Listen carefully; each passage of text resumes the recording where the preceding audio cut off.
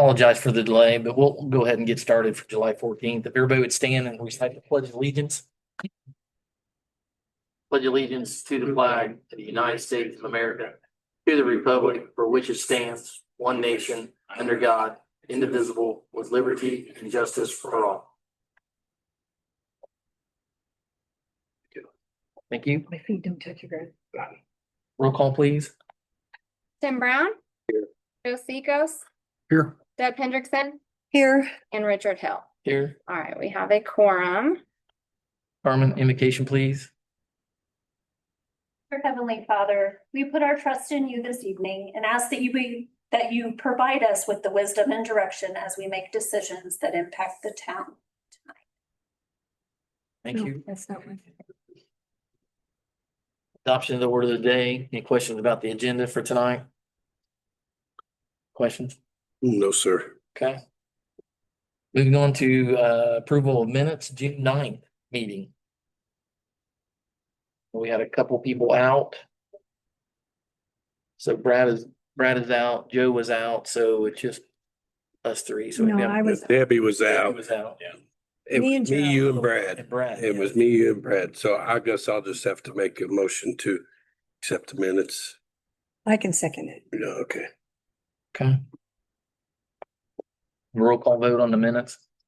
Tim Brown. Yes. Joe Seekos. Abstain. Deb Hendrickson Yes. and Richard Hill. Yes. All right, passed 3-0 to 1 abstain. July 14th voucher packets. Any questions, concerns on that?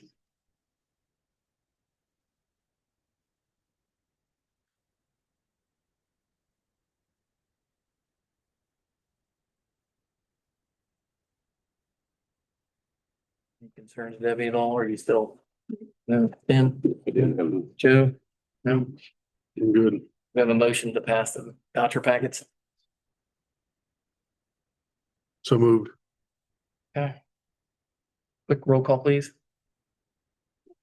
Tim Brown. Yes. Joe Seekos. Yes. Deb Hendrickson. Yes. Richard Hill. Yes. Passed 4-0.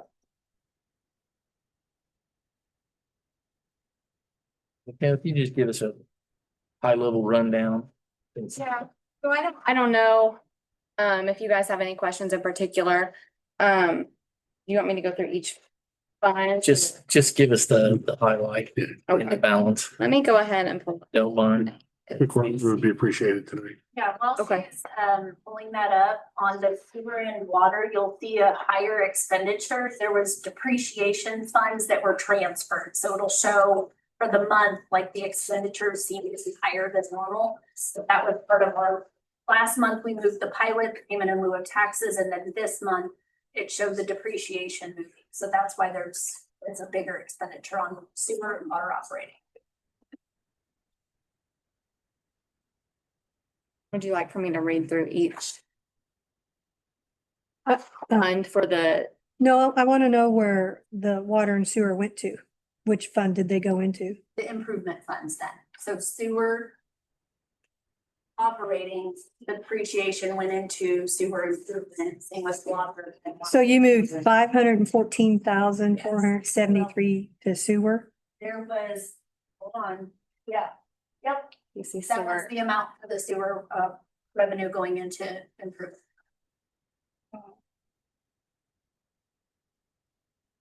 Okay.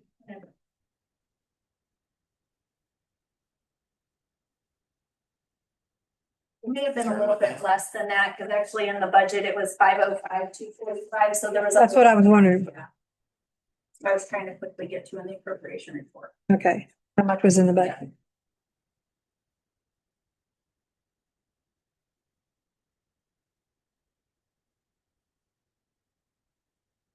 Like for me to read the full balances or? Just a high level on the month. Good. Okay, July's.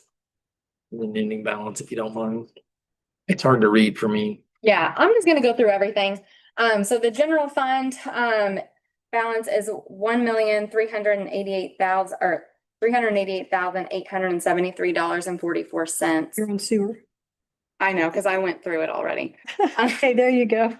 Do you want the revenue and dispersed as well? Okay.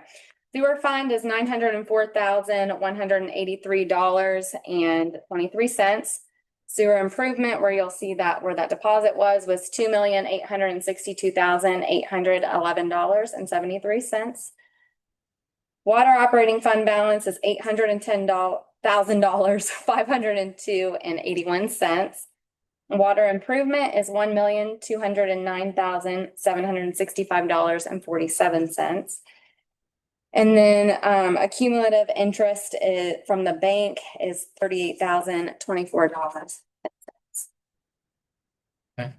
Thank you. Mm-hmm. Appreciate that.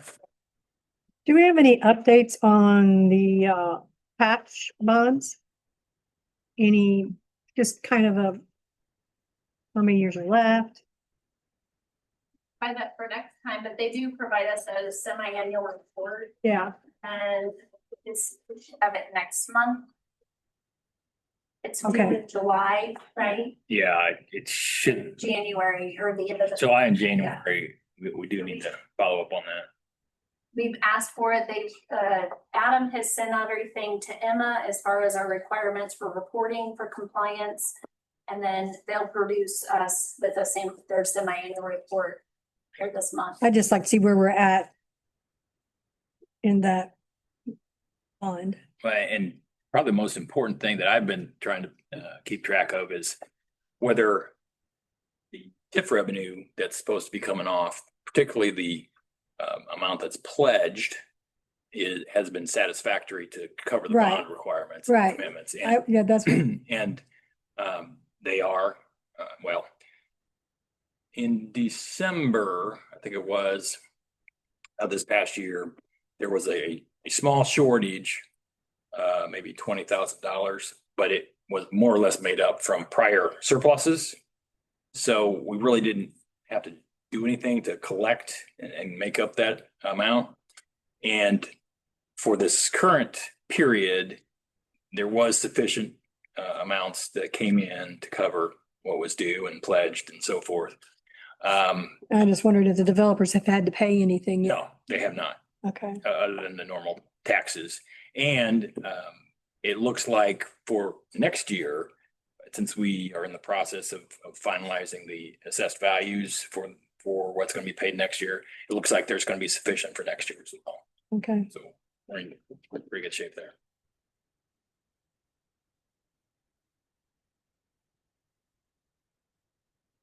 That's all I had. So, yeah, okay.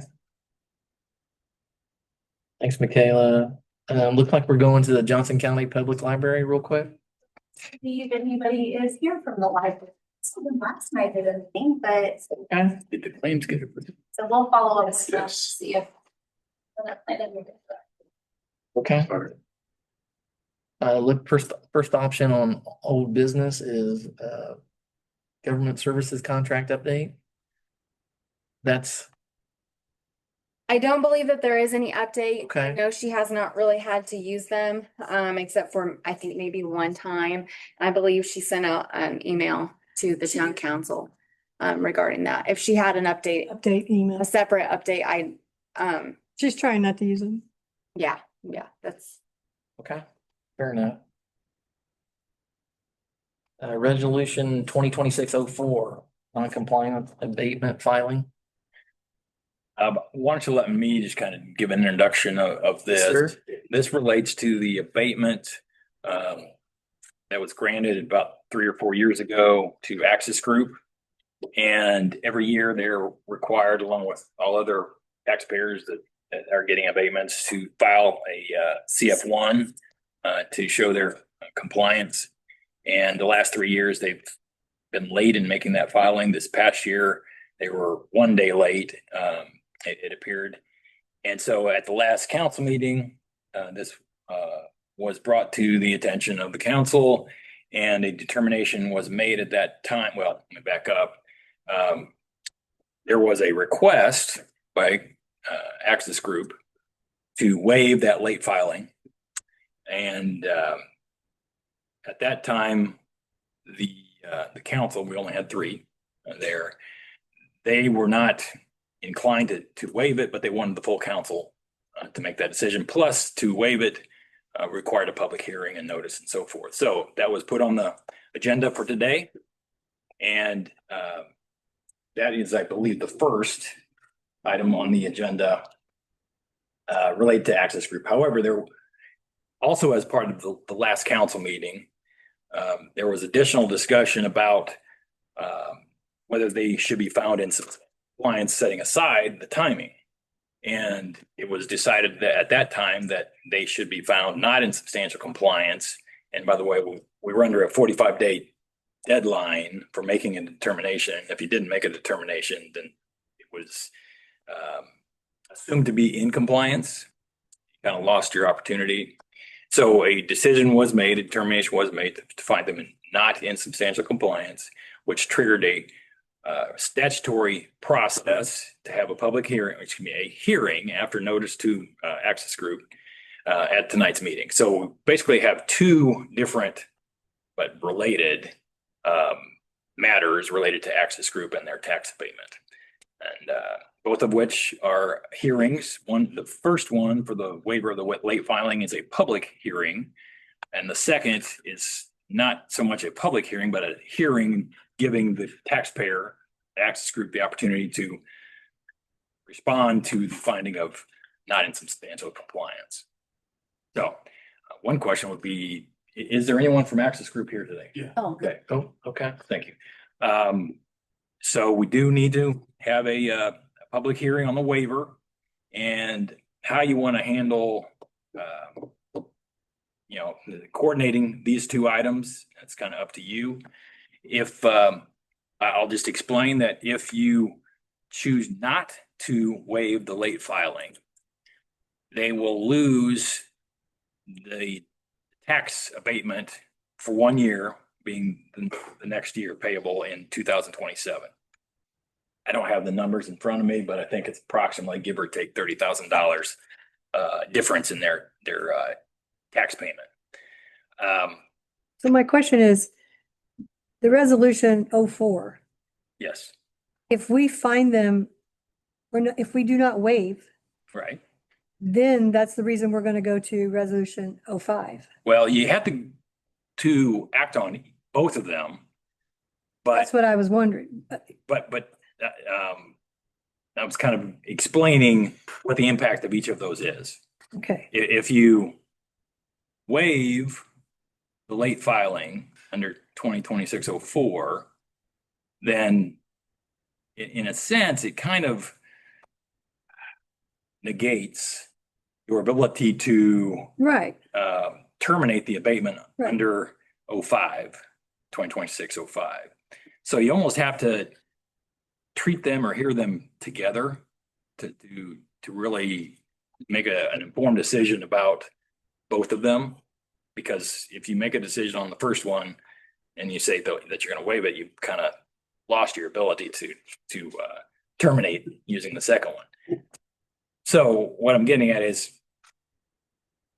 if you don't waive, and then they've lost 1 year worth of tax abatement.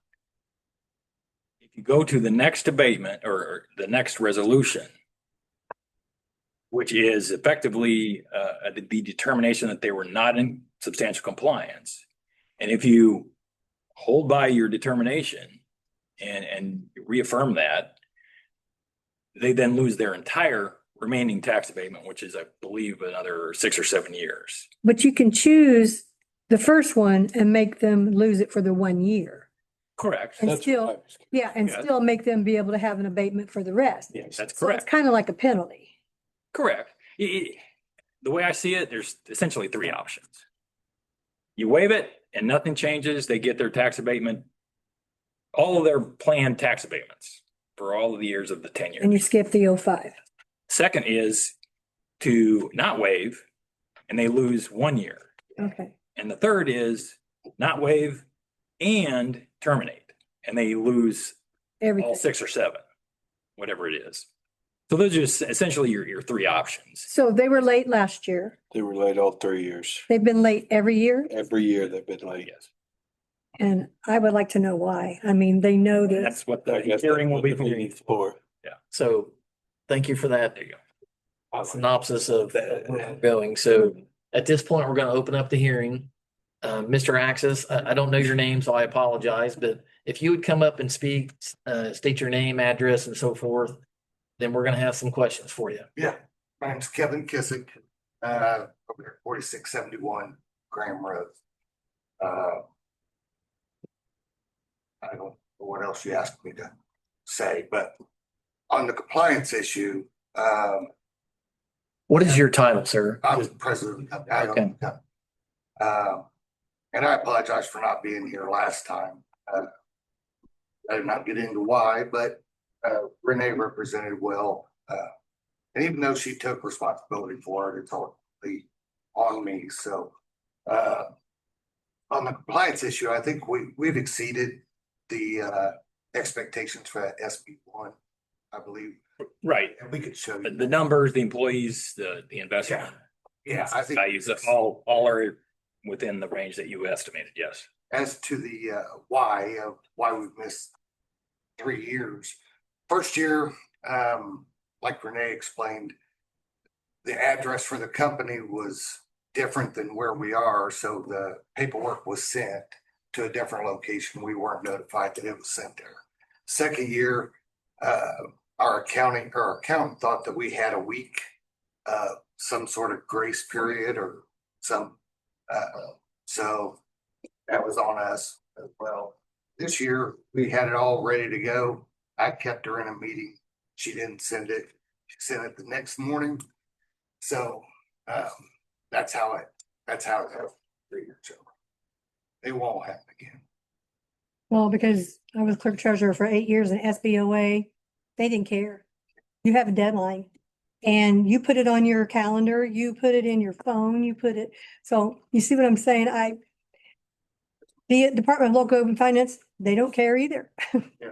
So we have deadlines that we have to meet too. And And I don't want it to reflect that we didn't think that that is not an important issue or how much we appreciated you guys awarding us that abatement. It wasn't that, there was some other situations, but ultimately it doesn't matter because we missed 3 years. It won't happen again, is all I can say now. It's on. My big concern about this whole thing is whatever we do today sets precedent for every other business coming in. Yeah. I personally think there should be a penalty. Because we all know that if we don't file our taxes every year, we pay a penalty. All other businesses know they have to do this. We let it go the first 2 times. I can't accept the 3rd time. And that's just my opinion. Like I said, to me, I like what he explained. I think a penalty, which would be number 2, from what I understand, that's just my opinion, because there's got to be consequences. We can't just keep giving in. We want businesses here, but we want reputable people who's going to pay the dues when we do a tax abatement. You know how much grief we get from residents giving tax abatements because they say, oh, you're giving all these businesses a break and we have to pay our taxes. And I get that, but to understand it, and I really didn't understand it until I sat up here. Okay, I didn't understand it until Carmen explained a lot of it. Richard, everybody working with me to catch on and see why we do this. And now I understand that much of it. Not a lot, but I do understand a little bit of it. But it's hard when we got a business what's been like 3 years in a row. So in my opinion, I just think there should be a penalty. And I hope you understand it's not that I'm trying to be hard. I mean, See, sir, I probably feel the same way. This is over a $200,000 savings to us. There's no excuse for it. I mean, if I don't learn the tax abatement laws for that amount of money, I mean, so. I agree, but I don't want you to think that we're harping against you. I don't want you to lose it by no means, but I do think there needs to be a stiff penalty. I think that's the only way we're going to get it clear to businesses coming in that, hey, we're not going to just be business friendly and give everything away. Yeah. We expect certain acts from you as well as you expect it from us. We have to maintain ourselves on a professional level, and that's my take on the whole thing. Kevin, I'm sorry. I want to, Joe, you have any opinion? I agree wholeheartedly. Yeah, I reviewed last month's meeting, listened to the discussion and what's going on. I think that's it.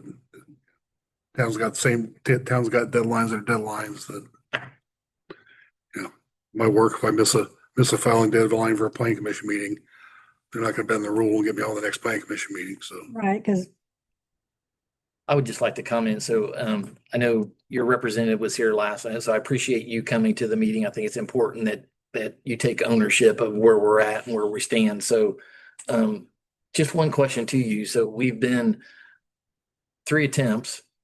Okay, so what safeguards do you have in place that we're not going to have this conversation next year that you're going to put in place and you're going to meet our deadlines earlier than later to where we're not going to have this problem going forward? That's what I want to hear from the president and the owner of the company. Yeah, it's a good question. So what I did was I asked Renee how this whole process works. You kind of delegate things and you assume, maybe I took things for granted, but in this process, we get sent our paperwork from you guys about a week or so, maybe a little bit longer. And then we have to get those things, our numbers together to get it back to you by that due date. This year, we did pretty good. We had it ready for, I think, 2 days before the deadline. And, you know, one of the questions I ask is like, well, are we required to send it on that day? Or can we send it in before that? And it's due by that day. So I looked at the whole process, what numbers we need to, what information we have to compile to put that together. We have put it on our calendar. So as soon as we get that assessment, as soon as we get everything that's due, that'll be our number one priority that week. You know, there's no ifs, ands, or buts about it. Everything else gets put on hold. Like I said, it was over a $200,000 savings that we put at risk here. So that kind of stuff doesn't go unnoticed. I think we're prepared to go, you know, going forward, that we won't miss it again. Okay.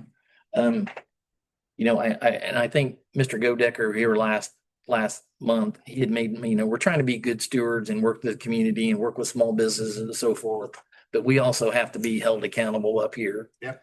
As well, we have to hold you accountable and other businesses. So I would tend to agree with Joe and more so Tim. Debbie and Tim that, you know, we need to set some sort of standard and expectation that we have some leniency, but you also have to understand that we can't go too far. I don't want you to lose all your abatement because I want to continue a relationship. Okay. But I do think, and I think the council agreement that we need to install some sort of penalty. I appreciate that. Now I would like to open it up to the council if everybody is okay with a penalty, but on the second half, are we still okay with continuing as long as they meet the deadlines on their remaining yes, abatements and we don't have these hiccups? Now, if you have a hiccup, I think the deal's off. I get it. Is the council in favor of potentially that? Richard, Yes? before you make any decision, you need to make sure you open up the floor to Okay. anybody else that might be here from the public that might want to speak.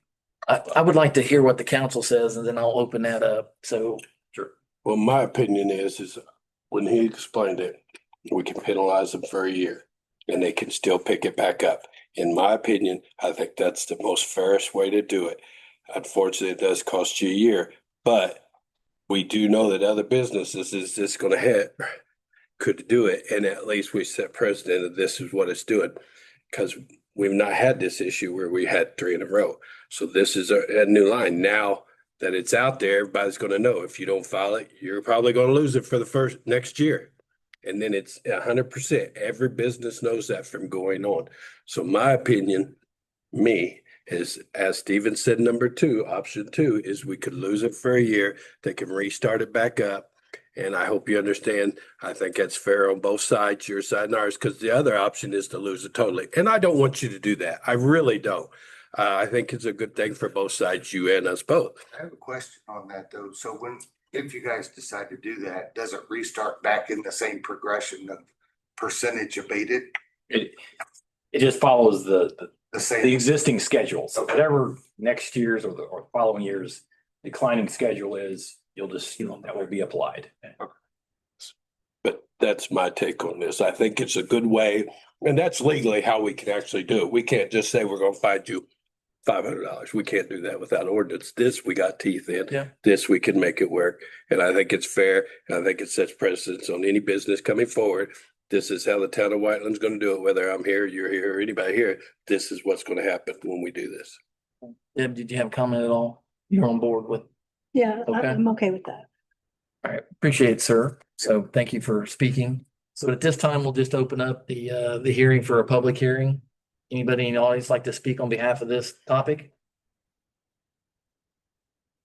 Okay, going once, going twice. Okay, we'll close. Oh, I'm sorry, I have one more question. On the compliance issue, you want me to resubmit it on the, I guess you're gonna talk about this after this. Right? I mean, it might jump the gun, but when you said we're out of compliance, I think we exceed those. Just when we resubmit this paperwork, it'll be on there. Is that all we have to do? As far as I'm concerned, you don't need to file anything or submit anything further. Okay. Obviously, we'll have to see what the council finally decides, but at this point in time, I don't expect there's going to be a need for anything further. okay. So at this point, we'll close the public hearing. With that being said, and the council, it seems like on board with, And one other Okay. thing, just to sorry. make sure I cover the legal basis. Please. This does not pay enough over here. The agenda, the agenda technically calls for 2 different hearings, and it would be good that we make it clear that this opportunity here covered both hearings, and I'm sorry I didn't write your name down. Are you okay with that this conversation in this hearing that we just had covers both of the hearings that you were entitled to? Yes. Thank you. You can proceed. You sure? Yep. Okay. So we need to discuss or have a vote on 2026-04, Yes. just waiving the non-compliance for that one specific year. Yes. And then the other is not valid. Yeah, and based on what I'm hearing from you, I think what you want to do is consider the waiver resolution, which is 2026-04, but decide not to adopt it. Make a motion to affirmatively reject this resolution, which makes it kind of official that you're not going to waive it. And then the second, Does this resolution just state for this year only? it doesn't state that specifically. Well, actually, I think it probably does. In any event, the waiver issue is only for this year. Okay, That's what was requested. That's what applies to. And so you would just need to reject this proposed resolution. I would then contact the county, let them know they were not granted a waiver, that was rejected. And then as to this next resolution, which is the consideration of whether they are in substantial compliance, there are 3 options that are identified under section 2. There's alternate A, alternate B, and alternate C. Alternate A addresses a situation in which the taxpayer access group did not show up at all. Well, obviously they showed up, they spoke, so alternate A does not apply. on here, here's A. That brings us to alternate B and C. Alternate B, basically where you have decided that under the circumstances, you're not going to terminate and you're going to let them continue to have the abatement for the future years. And section 2, alternate C would be if you decided, no, we were to terminate. So it sounds to me like you would want to reject resolution 2026-04, but adopt resolution 2026-05 with section 2, alternate B selected. So moved. Can you repeat that for me one more time? Wow. I think. Okay. Jack, I think we're gonna- It sounds like there's a motion by Richard Yep. to reject resolution 2026-04 and to adopt resolution 2026-05 with section 2, alternate B selected and alternates A and C deleted. So we can do both at one time. Yes. I'll second that. What he said. Wait, Are you still writing notes or? I'm good. Okay, roll call vote, please. Tim Brown, Yes. Joe Seekos, Yes, Deb Hendrickson, yes, and Richard. Yes, All right, pass 4-0. thanks, Mr. Watson. Oh, That's enough.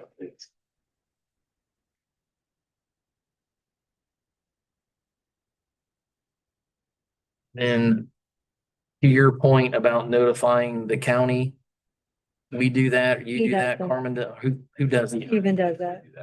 Got that covered? Yep.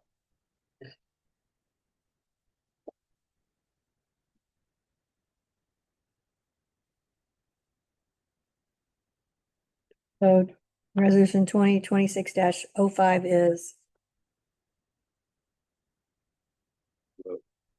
okay, Here. alternate B. Yes, penalty free. No.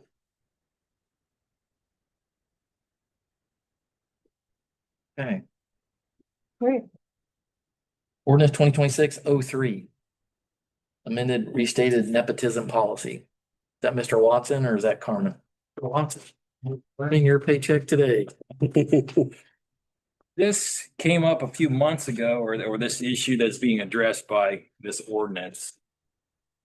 Because we have conflict of interest disclosure that was submitted. And it was the fire department. And there are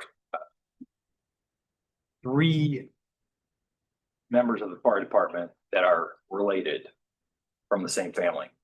And when we looked into the nepotism policy, we found that as currently written, even with the approval of the disclosure, you still had a nepotism policy problem. And so to address that problem, it was decided to move forward with revising the nepotism policy to allow this kind of multi-family member employees or participants in the fire department to be allowable. And we're allowed to do that. And we were allowed to do that, particularly because of it being a fire department and volunteer firemen, as it's defined, kind of gives a little more leeway to this kind of situation. And so we made certain revisions. You were provided a red line that basically modified the nepotism policy to allow this type of a situation. But it did make it clear that in the event there are family members that are in a supervisory position over one another, that the person that's over the other family member does not have basically authority to supervise that person, and any supervisory action that needs to be taken has to come from the next person up the chain, So and that's addressed. did we limit this to the chief? No, we did not. It's not limited to just the chief. There's the chief and the deputy chief. What other supervisory positions is there? There's, I think, Captain, like, lieutenant, there's like 8 layers, I think. they got tons of I don't know if I want. Better than I can, but Yeah, I mean, Colin would be able to know. yeah, you're correct. Fire chief, deputy fire chief, and we have, a breakdown of line officers that are the direct supervisors. So I mean, there's, for the individual specifically speaking about related to the fire chief, right, there's several layers that would have to go through before it would reach the fire chief. And in the instance of those 2 specific individuals, it would default to me, which then if there was an issue beyond that, I would correspond with Carmen on that topic. He would abstain from any. Well, I mean, I'm okay with the chief and fire and deputy chief. But to have anybody else. I just don't feel like anybody else qualifies. See that hierarchy in place, depending on like shift, like Yeah. each shift, there's a supervisor or a Lieutenant shift. So is there a time when one or the other of you aren't there? Oh, yeah, absolutely. Okay. But then the lieutenants and the captains fill the direct line of supervision Okay, over the crew for the day. So I mean, but those people, if they had a family member, they would fall under you or the chief. They wouldn't fall under them. You are very best to avoid this. Like when people sign up for hours to work, because the whole families. See, We always do our best to make sure that the direct supervisor, the shift captain, need for the day, what have you, that we would not allow that extra individual. It's Drake and Scott Hendershot. Drake is lieutenant. Scott Hendershot is typically an engineer. We do not allow them to work on the same truck, or if at all costs, we avoid it. But they work on 7 shifts. Okay, But if one of them tries to sign up and work with the other, then we try not to let them be in direct supervisory roles of each other. So one would be the engineer and one would be the backstepper. And then I would put somebody else in the officer seat or the direct supervisor. but what's there to protect that from happening if you're not there? If you guys are no longer, Yeah, that's what I say. but if you're not there and somebody else comes in as deputy chief, what's to keep that from happening? We don't have anything in writing saying this is what needs to happen. I'll verify with our handbook. SOPs? We have an SOP for it. Yeah. I know, but is it in your SOPs? Okay, that's what I want to know. Okay.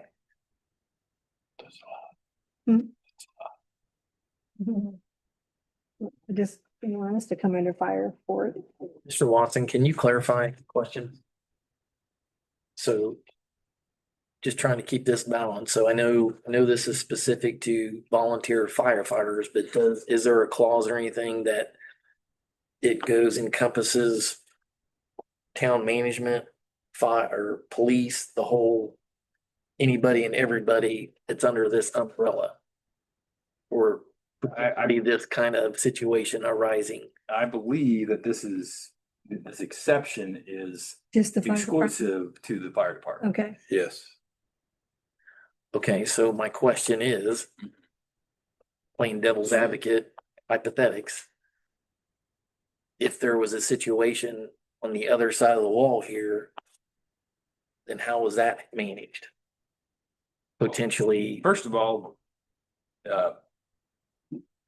there shouldn't be any hiring or promoting that would create a situation in any other departments in which there is a supervisory situation between related persons. right, because they follow the actual nepotism policy. Yeah, and if that were to happen, then there's a mechanism for within 30 days, somebody has to move out of that position to get out from that I supervisor. was just thinking, since we're doing this and spending all this time, need to make sure that all our bases on the ball field are covered. So we wouldn't be having this conversation about this Right, if it didn't happen, correct? And it happened, right. and we're in the 11th hour trying to fix something that was already in place. So trying to be proactive Right. across the board. As far as I know, there aren't any other situations like this in Well, town. And correct, but I'm saying to avoid that, are we covered to where if there was if that, it happened into the future, we have a policy in place that is not supposed to happen? Is what I'm, I guess, in a this roundabout. policy saying. says it, that's not Okay. supposed to happen. Yeah, Okay, fair enough. Took me a while to get there. But he's saying you said this was for the fire department only. He's asking for the whole town. He's asking. The whole for town police follows department. this That's what I'm saying. the fire department. revisions were Fire department follows this one. place, right? Right. And the revisions were put in specifically to address the situation with the fire. Right. Fire department, Right. that's all it was. Right. Just checking. Sure.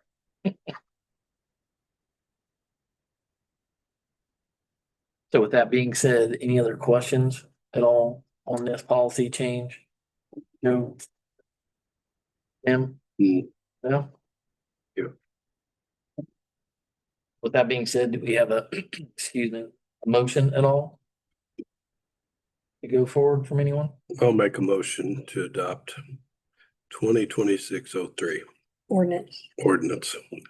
Yeah, excuse me, I didn't read it first. I'll second it. Second. Tim and Deb, and roll call, please. Tim Brown, Yes. Joe Seekos, Yes, Deb Hendrickson, Yes. and Richard Hill. Yes. Task 4-0. thank you.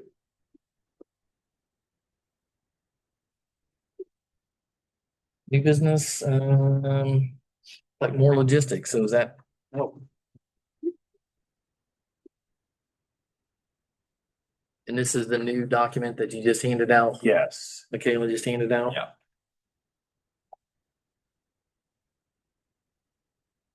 Which is the proposed resolution 2026-6 that would approve the amended SB ones that have been provided to you. We do have representatives from Moore and the potential purchaser of that property, Potential purchase. purchasers. So that's why we're having amendments, because someone's going to purchase it. No, but it might be just time for one of the representatives to come and explain. That's what I was thinking too. Why are we considering this? Please. He's getting ready to tell you. And then while they're walking up there, I'll just explain. Part of the reason why this came up is our annual review of the CF ones for all the tax abatements that we have outstanding, and More Logistics is one of those that has tax abatements. And so they had to come and, talk about whether they were in substantial compliance or not. And as part of the discussion about whether they were in substantial compliance or not, they explained that they're in the process of selling some of their property, and they, because of the market forces, weren't able to start, some of the development as quick as they thought they would, and that they, part of the CF1 review, wanted to seek a amendment to give more time. So I kind of spilled the beans, and but I'm Jeff Bennett with the Denton's Law Firm in Indianapolis. This is Gary Horn with Moore Development, who you guys are all acquainted with. And we were here last month at the June meeting for exactly the purposes that Stephen talked about. And correct me if I say anything incorrect, but I think I got it right. This potential sale transaction for a portion of their development out there has been pending for a while. But we would have probably been having this discussion either way. And if in the unlikely event that the sale doesn't go through, we would still have needed to be talking to you about this for the reasons Stephen mentioned, which was over the last several years, and you can be more specific about this, there was a downturn in the market, which slowed the progress of the construction. But that seems to be turning around now. And what we have, what specifically it concerns lots 2 and what used to be called lot 3. Lot 3 was subdivided into 3 lots, 3A, 3B, and 3C. Lot 3A has been developed, has a building on it now that is fully leased. So what you have in front of you, you have 3 amended SB1s that would concern lot 2, lot 3B, and lot 3C, which are the undeveloped pieces of these original 2 lots. And when the abatement was approved for the very first time several years ago, we just had lots 2 and 3. So there were only 2 SB1 forms, and the thought was it makes more sense to divide it the way the property has been subdivided. So now we have 3 SB1 forms in front of you that would be amended SB1s. The real change that is in front of you is simply a lengthier period of time in which to complete the development on these.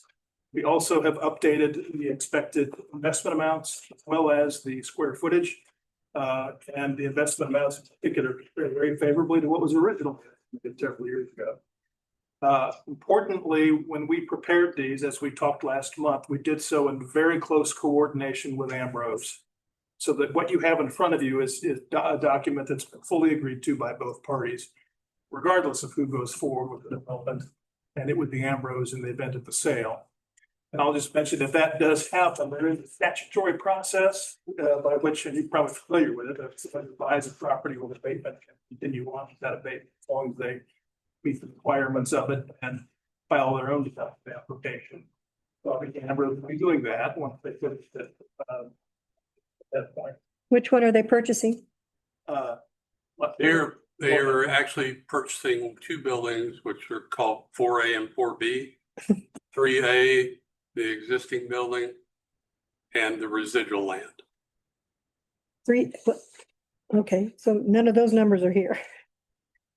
That's the residual land. Yeah. So in other words, Yeah. lot 2, lot 3B, and lot 3C are all the residual land that he just referenced. Okay, So in other words, what you're looking at considering doing today doesn't affect some of what they'd be purchasing. There weren't any abatement issues with respect to 4A and 4B, for example. Those were just kind of handled in due course. We're just focusing on the stuff that hasn't been developed yet. Right. Yep. So, that's a real quick summary, but basically it flows out of the conversation that we had last month. And we worked together to prepare, in coordination also with Stephen, the amended SB ones that would govern that on your approval. And you also have a resolution in front of you to facilitate that. And so we wanted to be here tonight with both representatives from Moore and from Ambrose in case you had further questions about that. well, I don't see any information on these SB ones other than the lot numbers and the cost. The key pieces of information are the estimated dates on the right-hand side, right in the middle, estimated start date and completion dates. Those, So those are what's changed? Yes. yes. And then, So it was, instead of 1/2/27, it was, It was different on on lots 2 and 3, but I think we may now technically be past the timeframes that was original. okay, so that's the only change.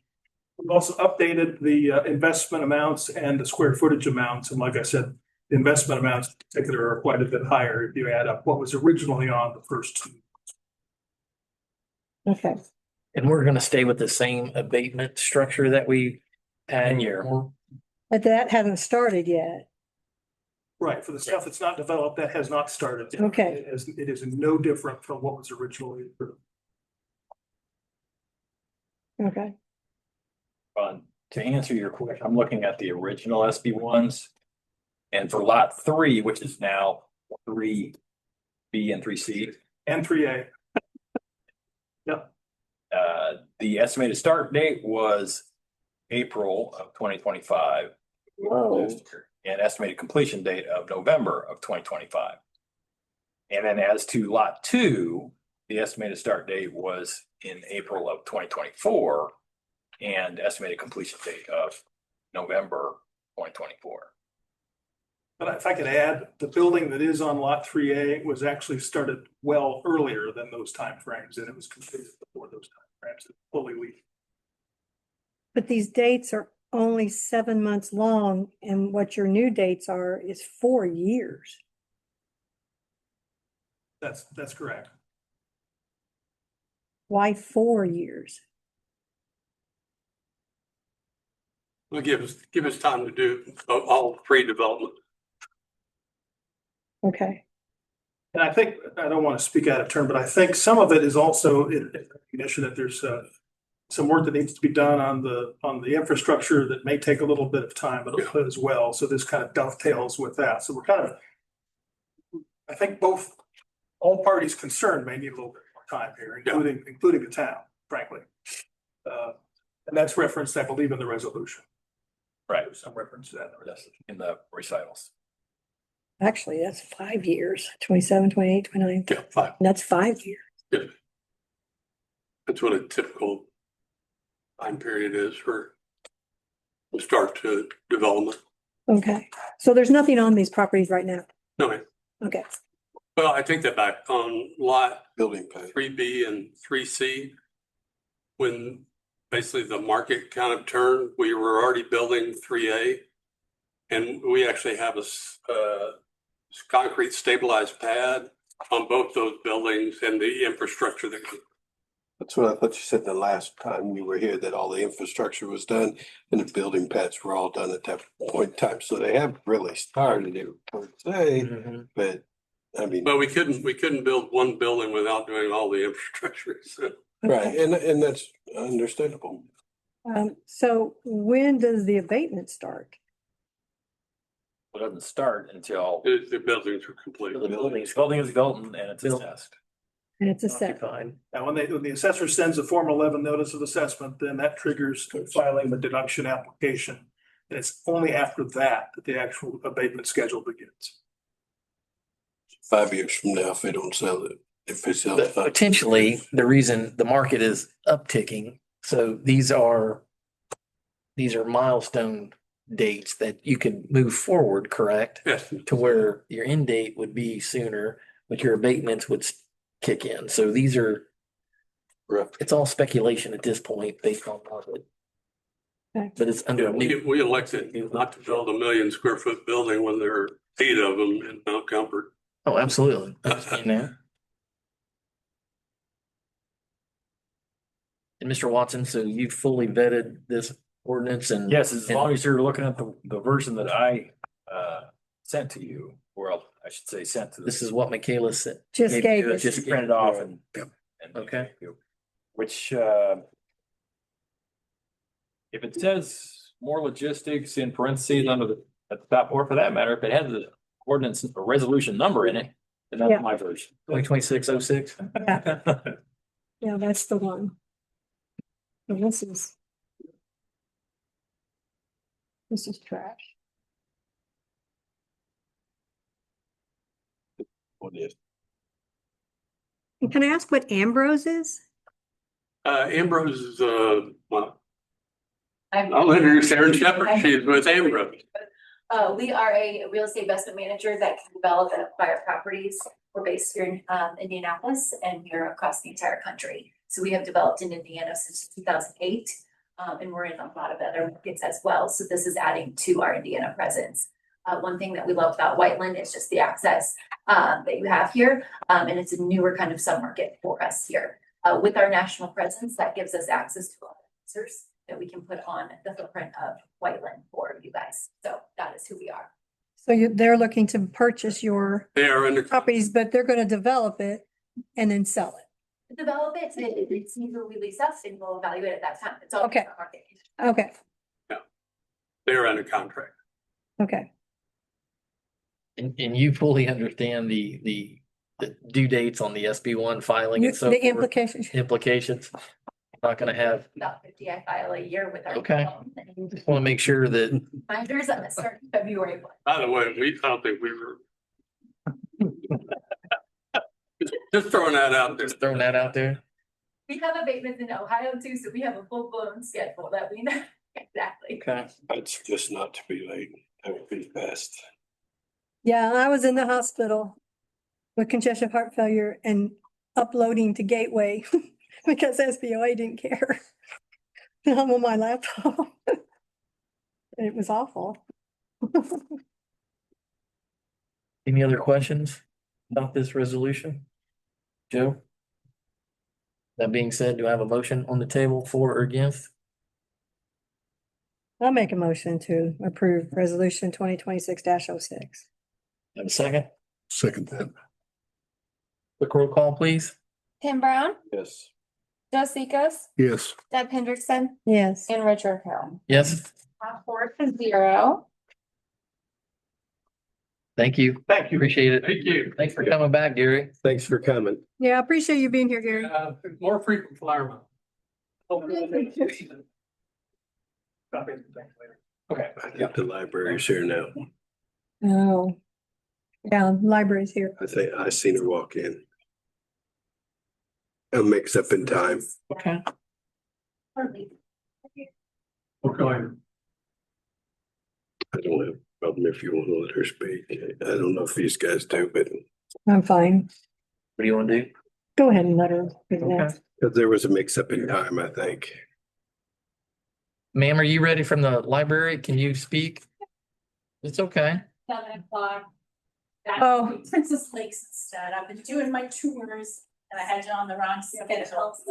Making a adjustment on the timing and You're gonna get the super Yeah, we changed quick the time of the version, meetings. right? I'm here from the Johnson County Public Library. My wife loves the library. I know. It's a lot. I just present to you all once a Thank you. year, sort of updates about how things are going at the Johnson County Public Library. We have the beautiful branch in Whiteland, just down the road, and I saw that the parking lot is filled with the folks going to the farmers market, which is a great partnership we have with the town. We absolutely love it. We're one of the few public libraries in the nation that hosts a farmers market on their property. It's just a great honor for us. But I just wanted to share some highlights from 2025. We continue to circulate more than 1 million items at JCPL. So we were at 1.3 million last year. And the majority of those are still books and movies and magazines that are on our shelves.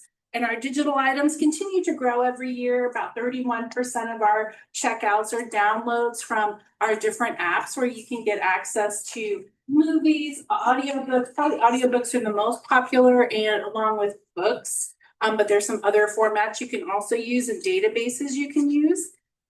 Our little form here that shares our year in review has all of our great statistics from 2025.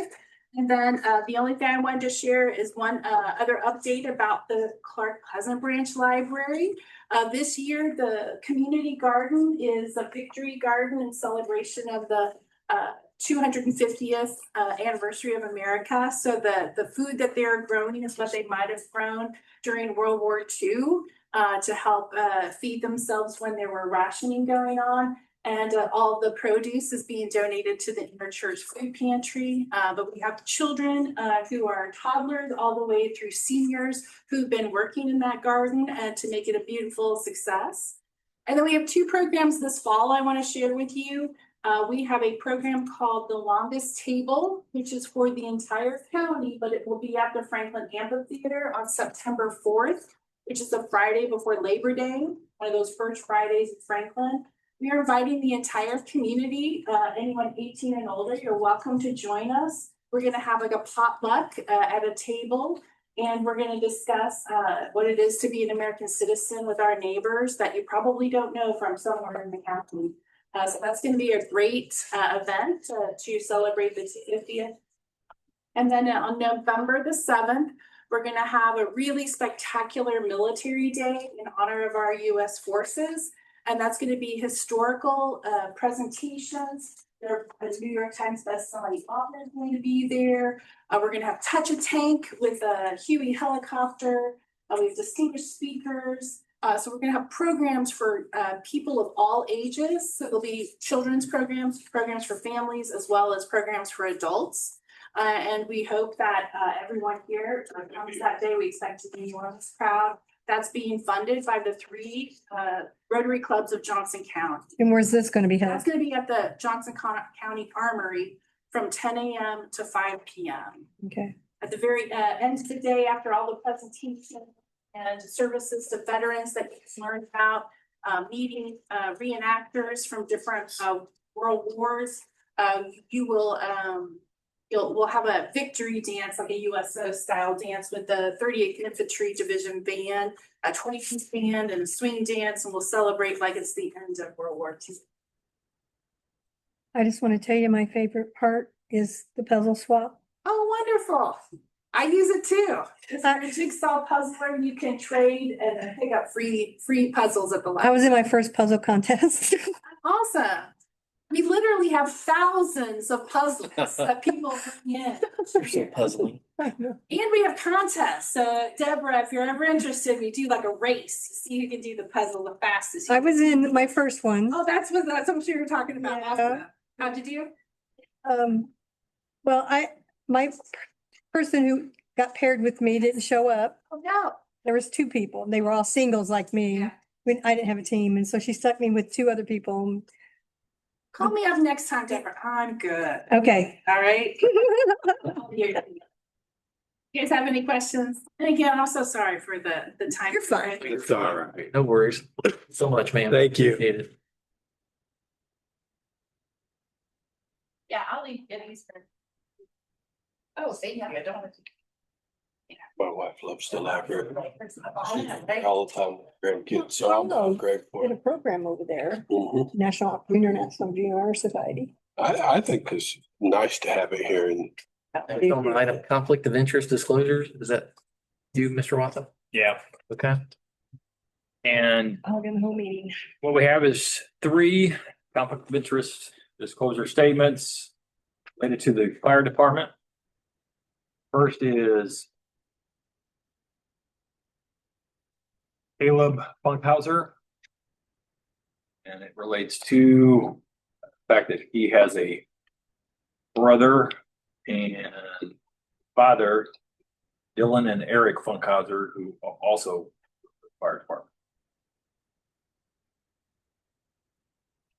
And we also have Dylan Funkhauser. Same situation, brother and father, Caleb and Eric Funkhauser also work for the fire department. And then Eric Funkhauser. And he is the father of Dylan and Caleb, who also work for the fire department. That's it. So since we passed the other, we're okay with these? Right. yeah. Okay. You need a motion to pass those or just Consensus. consensus? I would recommend a motion to approve them. Okay. Motion to approve. Do we have a second? Yes. Quick roll call, please. Tim Brown, Yes. Joe Seekos, Yes. Deb Hendrickson, Yes. and Richard Hill. Not Yes. fun. Pass 4-0. Thank you, sir. Gateway Whiteland Improvement, Mr. Billy.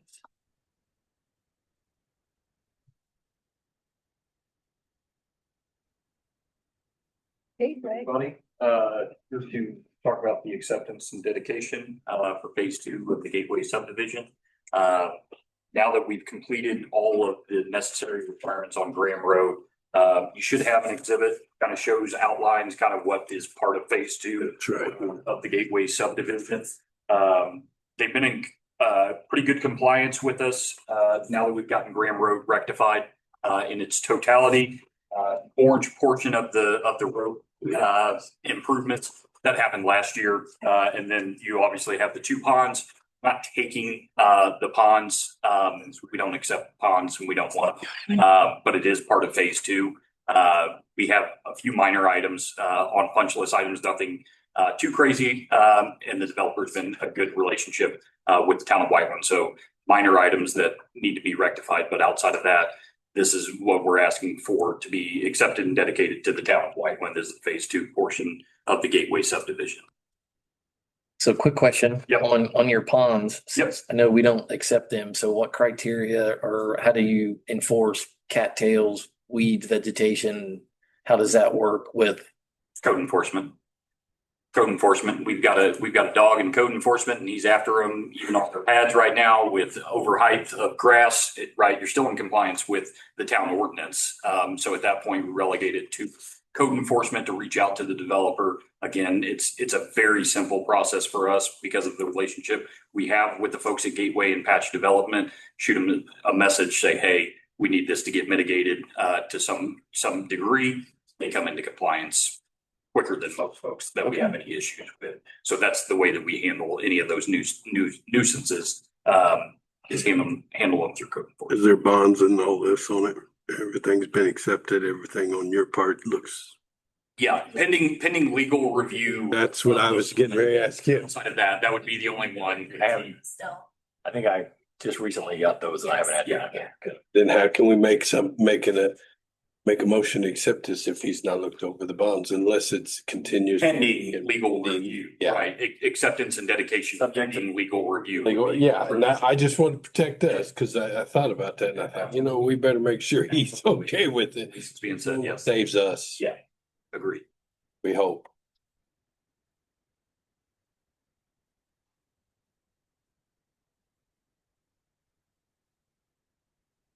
that standard? I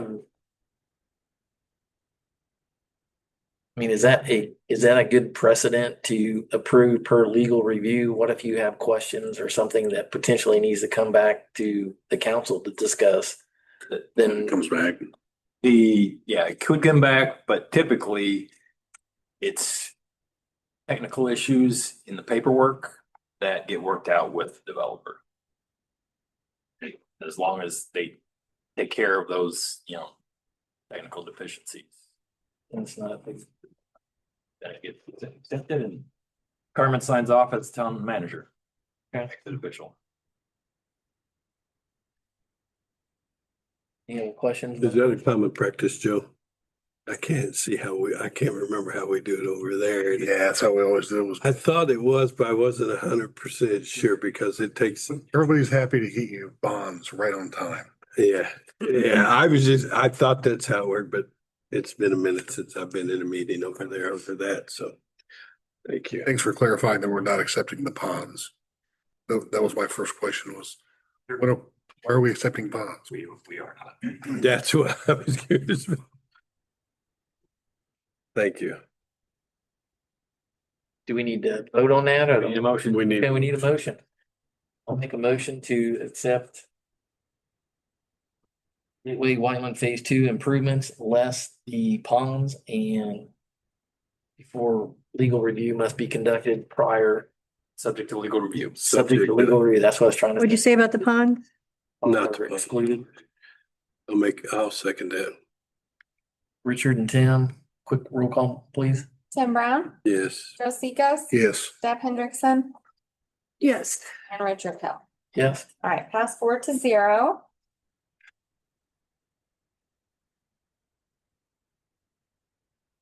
Financial policies, Carmen? So I have been working with Stone Municipal Group on some big picture items to help the town just, look at our funds, be more cognizant of where our fund balances are and how do we just improve. So one of the suggestions that they had was for us to adopt financial policies that are above and beyond what the SBOA requires. And so what you have before you, I think it might have gotten copied to you and in your packets missing some pages, but I emailed out some pages today. It is something that if we were to adopt this is our policy. We can make amendments as necessary. I know that there are mentions of SMG, Stone Municipal Group, throughout the policy, but if for whatever reason we would go to a different financial advisor, We're missing. not have a financial advisor, this is our document to amend and take with us however we want to adopt it. But just a couple of highlights, and this is just introduction only, because I like I said, when I was looking at my packet this morning, realized that you guys may have been missing some pages, so I emailed that out today. So this is just for us to consider to adopt some best practices. It is going above what the SBOA requires and will assist us with improving our credit rating when we go to look at bonding and other sort of other debt limits and such. These are policies that is recommended to be reviewed annually. Stone Municipal may make recommendations on additions or corrections, but it is ultimately the town council's responsibility to make these amendments and adopt. The key things that I want to talk about are reserve targets. So right now, we have some reserves or what we see in our fund balances, but he's identified some targets of what we should do to achieve and hit that. So obviously, one of the things is one of his is a watch list. Any fund that falls below a 25% reserve. So let's say we know we get property taxes 2 times a year. And let's just hypothetically say for whatever reason, we don't get our June settlement until August, September, October, whatever. Let's just say for whatever reason it's delayed. Do we have enough in our cash balances to cover payroll and cover those recurring expenses? And so having enough in a reserve where we can pull that if we have to cover our operating, our recurring operating expenses. It would be a really bad day if we couldn't make payroll, okay? sure none of us would like that if we couldn't make payroll. And so one of those things is he set 3 different target goals. Watch list is obviously, it's on watch. We need to work better at trying to improve that reserve balance. So if we fall below a 25% or actually below 50%, we should try harder and not be spending our operating balances. So having money in the bank is good, but making sure we can have enough in the bank to cover if for whatever reason something goes wrong. A healthy policy target would be 25 to 50%, which would be a recommendation for all of our funds to achieve this status. So right now, just as a quick example, for the year, so if we split it in half, the police department's budget is about let's just say 1.6 million. So if we needed half of that in our reserves, 800,000 just in general fund. What was our fund balance in general? I think it was 6 something, or was it over? So I hope there are not. some targets that we need to make sure we're hitting in our fund balances. And remember, not just police departments paid out of general fund. What was our fund balance? 1 million. Okay, yeah. So we're good there, but that doesn't include part of my salary, part of the clerk treasurer's salary, the building department. And so ensuring that we have healthy fund balances. So our goal is to hit that 25 to 50%. And a surplus would be reserves above 50%. This would be something that could be eligible for a one-time purchase, not recurring purchases. So let's say we have, we need to buy a piece of equipment, but we have a surplus in our fund balance that's more than that 50%. We could pull that as a one-time purchase, but to not get into the habit of trying to, and I'll get into this later, with not trying to balance our budget or make those one-time purchases that would make those those fund balances go below what we set as a policy. Again, this is his guidance, doesn't mean we have to set it at 50% as our surplus or reserves above 50% as surplus. Healthy would be that 25 to 50. And then any watch list would be kind of, hey, slow down your spending. Let's build back up those fund balances. A balanced budget. And this year we had, and this would be for all, not just DLGF funds, but this goal would be for all of our funds. So our utilities, our DLGF funds, our home rule funds, and looking at offering or achieving a balanced budget. So that is intended to ensure long-term financial sustainability of the town's core operating funds. A structural balanced budget is when the recurring revenues are equal to or greater than the recurring expenditures, not funded from a surplus to make it whole with, an expectation of this is our estimated revenues. Say our expenditures exceed what we are projecting to come in as a revenue. That's not a balanced budget. We had a couple of funds that were not technically a balanced budget this last cycle. And so it's kind of, how do we do better? How do we make sure that, do we need to cut back on expenditures or, operating expenses? Or again, do we need to kind of put some money back and save? But I think as we get into this depreciation fund and the pilot, I feel like we're on the right path, but it's trying to adopt some better policies. Well, plus you can't help revenue shortages. Can't, but that's where having those healthy fund balances could help. Right. But you don't know if you're going to have revenue shortages until after you've already done your budget, and then they make decisions. But that's where, if you have a healthy fund balance, yes, yeah, we have some things that are going to be out of our control that happen at the State House that we have to, I don't want to say plan for, because plan as best as possible for. Tomorrow evening, there's an event to talk about repealing property taxes altogether and a replacement. And so we know that the state is going to continue to come at us, for getting creative.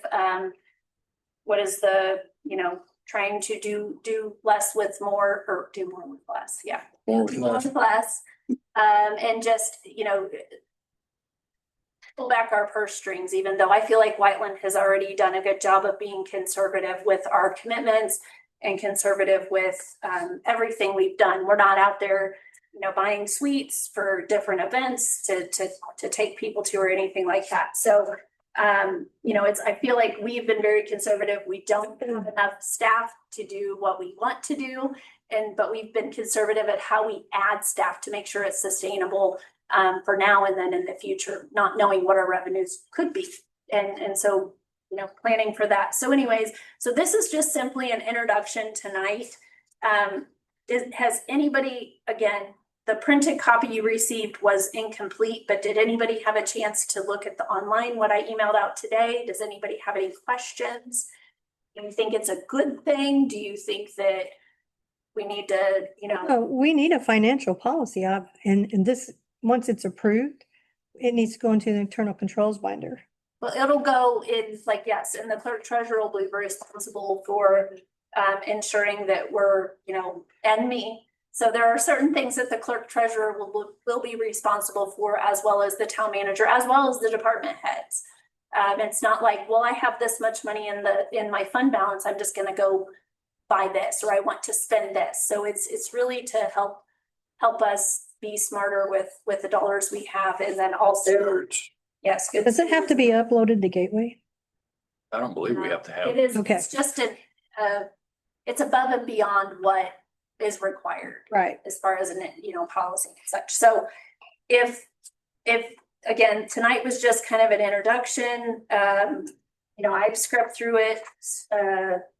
I think it's good, but it's only as good as it is implemented. And so that's where I want to make sure that you all are agreeable to it. And then, like I said, we'll come back next month with a resolution, then fully adopt it. And then, Let's say we adopt this, Carmen, and nobody puts into it. right. And there should be something said about that. I mean, people's gonna have to commit. If they don't, then this should be penalized. I mean, cause you can have all this stuff, but if ain't nobody taking time to put in for it or doing what it says. But isn't it an SOP in reality?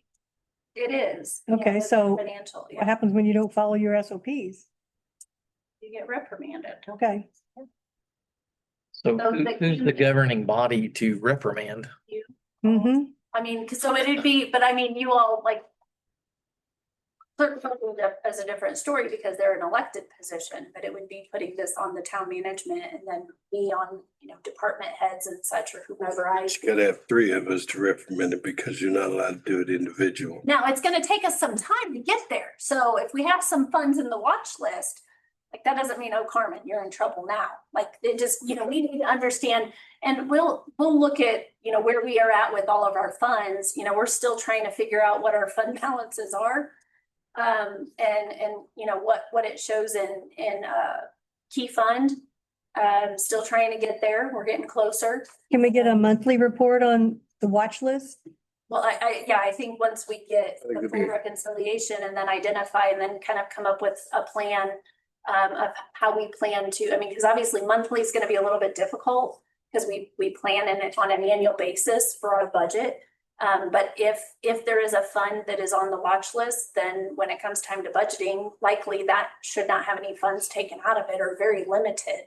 And then if there's a surplus, you know, if we have a one-time purchase that we need, and obviously there's going to be emergencies that come up where a piece of equipment just totally goes out on us and we've got to dip into some of those, but to have good reasoning behind it if we had to, and then making goals and strategies to help improve those fund balances.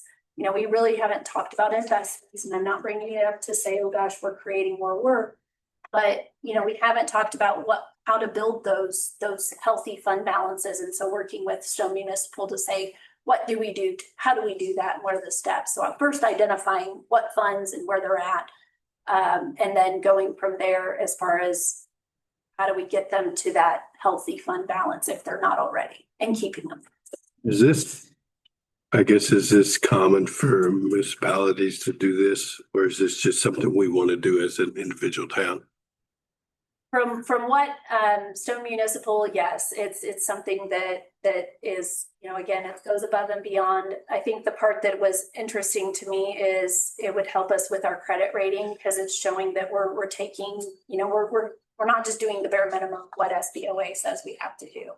We're trying to take ownership and actually be responsible with the dollars that we receive. And, you know, so like I said, I'm all for adopting new policies if they make sense. And I feel like with where our finances not that our finances have been in a bad position, but it's like we just have never, we're not clear on where we're at with Details. things, you know, because we have the bank, we can look in the bank and see what we actually have cash. But when we look at our accounting system, it's a hot mess. And so I think just, you know, again, we're getting there with our reconciliation. Yeah, I was gonna say, ain't this all reflect on the clerk treasurer to keep all these balances? You know more about it than I do. But I mean, shouldn't she be able to tell you how much you got? If you say, this is what I got, this should be what's in there. I mean, my checkbook tells me I got this much. When I open it up, I know if I write a check and I subtract that, the balance is still there. But she doesn't have the authority to say, no, I don't want you to spend that. She does not have Well, that she shouldn't have this. unless you don't have the money there. Right. That's the only time she can step in. Correct. If it's in the budget, it's accepted. I get Exactly. that. Put it in the accounting system and the accounting system's wrong. And it allows you to make that purchase or pay that bill. And then you go to balance your checkbook and it doesn't balance. That's the problem we've had, is that the bank is showing us a positive balance, which is great. Don't want a negative, it won't let you go negative, but if your accounting system isn't meshing with the bank because the reconciliations aren't happening. Then it sounds like we need And- to tighten our end up first before we think about being good stewards with the money. We gotta fix what. Well, that's why it's Yeah. kind of taken a while to bring this before. Yeah, cause this just, I mean, I know my bank statement matches what's in my checkbook. I mean, The every bank time. statement? Well, my wife does. I'm just telling you what I can say.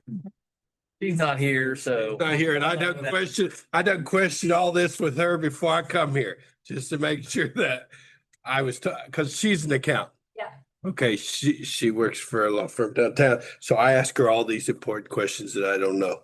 I'll be honest, so I go over it with her and say, what's this? Explain this to me. She dumps it down for me, I guess I could say, you know, but yeah, it just seems like we need to get our stuff fixed before we think about going any farther with anything else. That's why it took this long to get to this goal. This was a goal of when we brought Adam Stone on as our financial advisor, like over a year ago, was to adopt these types of policies to kind of move us in a better direction. Carmen, I did have a question. So it referenced some Indiana code in this document. Has this been vetted by our legal at all? I sent it to Steven, but just in an email. I spot checked the IC codes. But again, you know, the only thing I could see that would be to. Have you had a chance to review? I've not had a chance to review it, but Jenny did send me an email and asked that I do review it. And so I'll be doing that. Well, and again, I don't know what the Indiana, I mean, I can look it up. I have my laptop, but I just want to make sure that we're going to adopt something that is properly vetted, especially if it references Indiana law.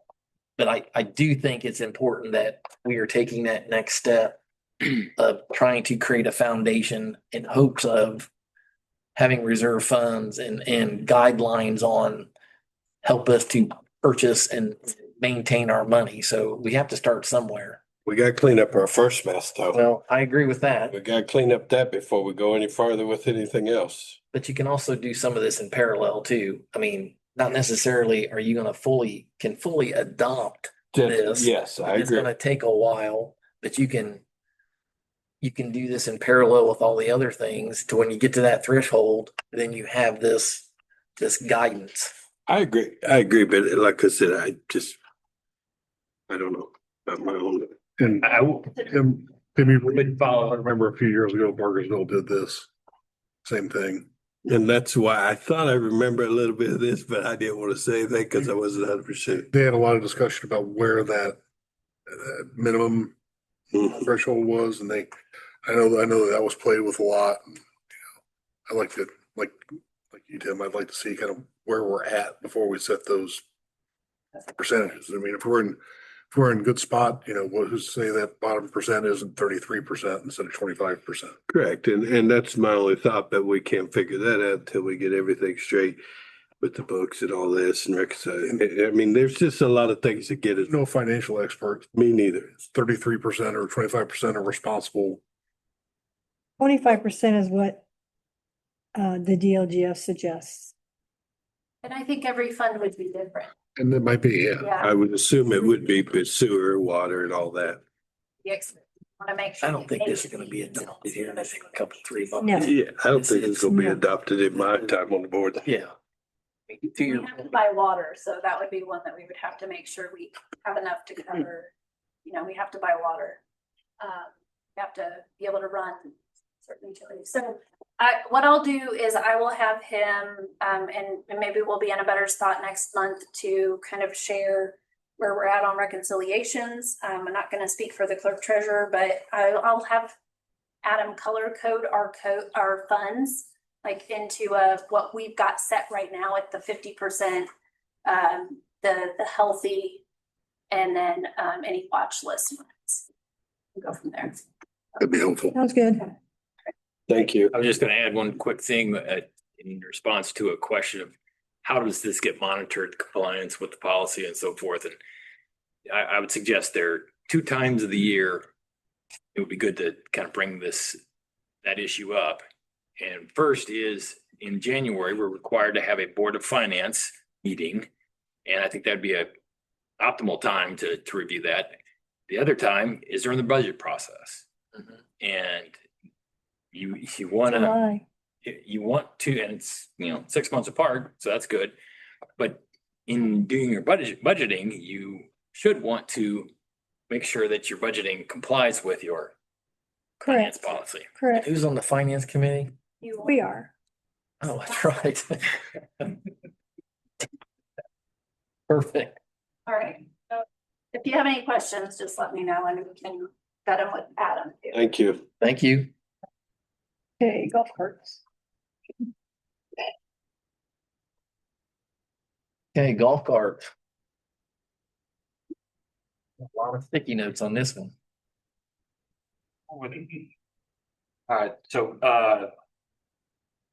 This is a discussion. Obviously, we've heard in previous council meetings, the want and need for regulation regarding golf carts in the town of Whiteland. So I have a little bit of a draft, more so.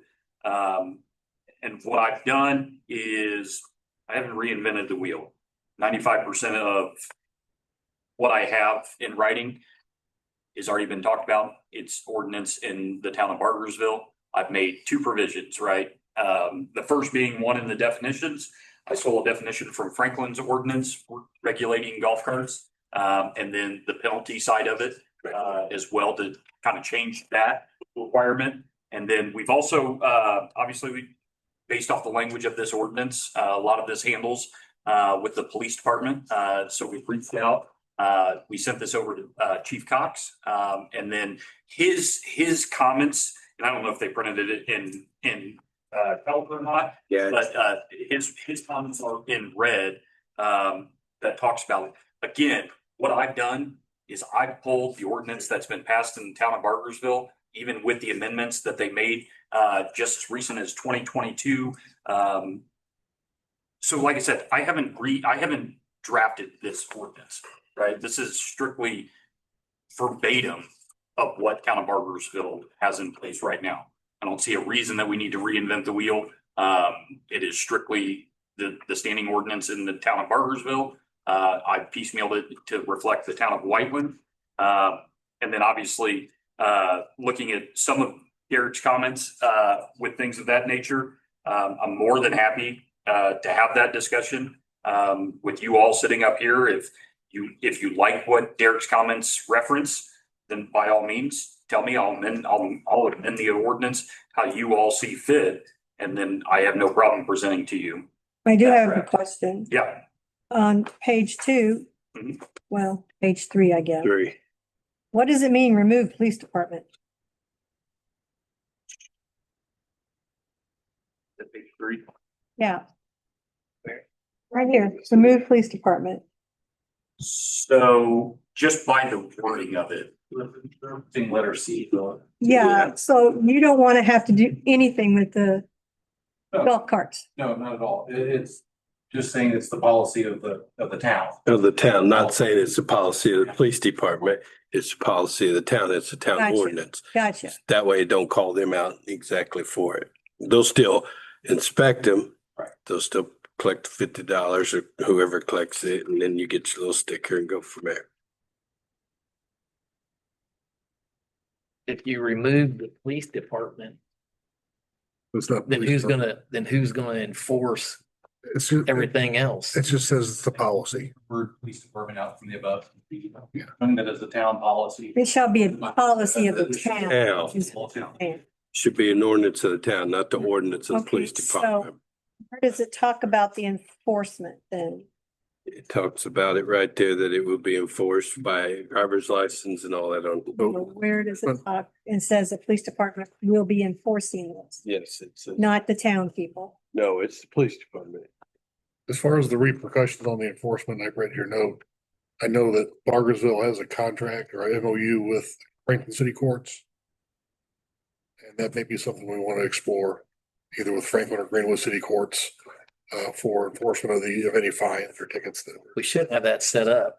As far as my understanding is, we don't have an MOU with any court for our ordinances. Any ordinance. Well, when people get tickets, where do they go? If they don't pay them, Just goes away. if they don't pay them No. currently. Well, if I may, I'm not gonna rehash last April, but that was part of the conversation. We had an adjudication process that evidently we didn't do. And we have resources in Franklin to partner. And I don't think anything was ever developed. Yeah, There, we there need is to an do interest and we need to do that for tickets anyway. In the past, I believe I know in the past they had gone to the magistrate's court with the county. And I believe the magistrate's court, the county court system has decided not to hear those courts. And They've decided what? they've decided not to hear those cases. Not to hear them cases. So in regard to that, when you issue tickets and they don't show, then we're not collecting anything such as potentially here having fees and stuff. We're not gonna be able to collect that if somebody wants to be stubborn. That's my understanding currently. Yeah. So we need to remedy that. How do we remedy that? I don't know what the answer is to that. I'm not sure what the process is for joining a court, or if Franklin City Court could hear those cases. That's something I could certainly look into. Yes, I know Franklin and Greenwood both operate city courts. I don't know if Greenwood is cooperative, but Does So Bargersville have a court? no, Bargersville contracts with Franklin. Okay, so if they contract with someone, why can't we contract with someone? Sure, it would be possible. Gotta ask. No one's ever asked. That's what he's saying. No one's ever asked to go any further. Richard says they were supposed to, but no one ever did it. And this is what he wants.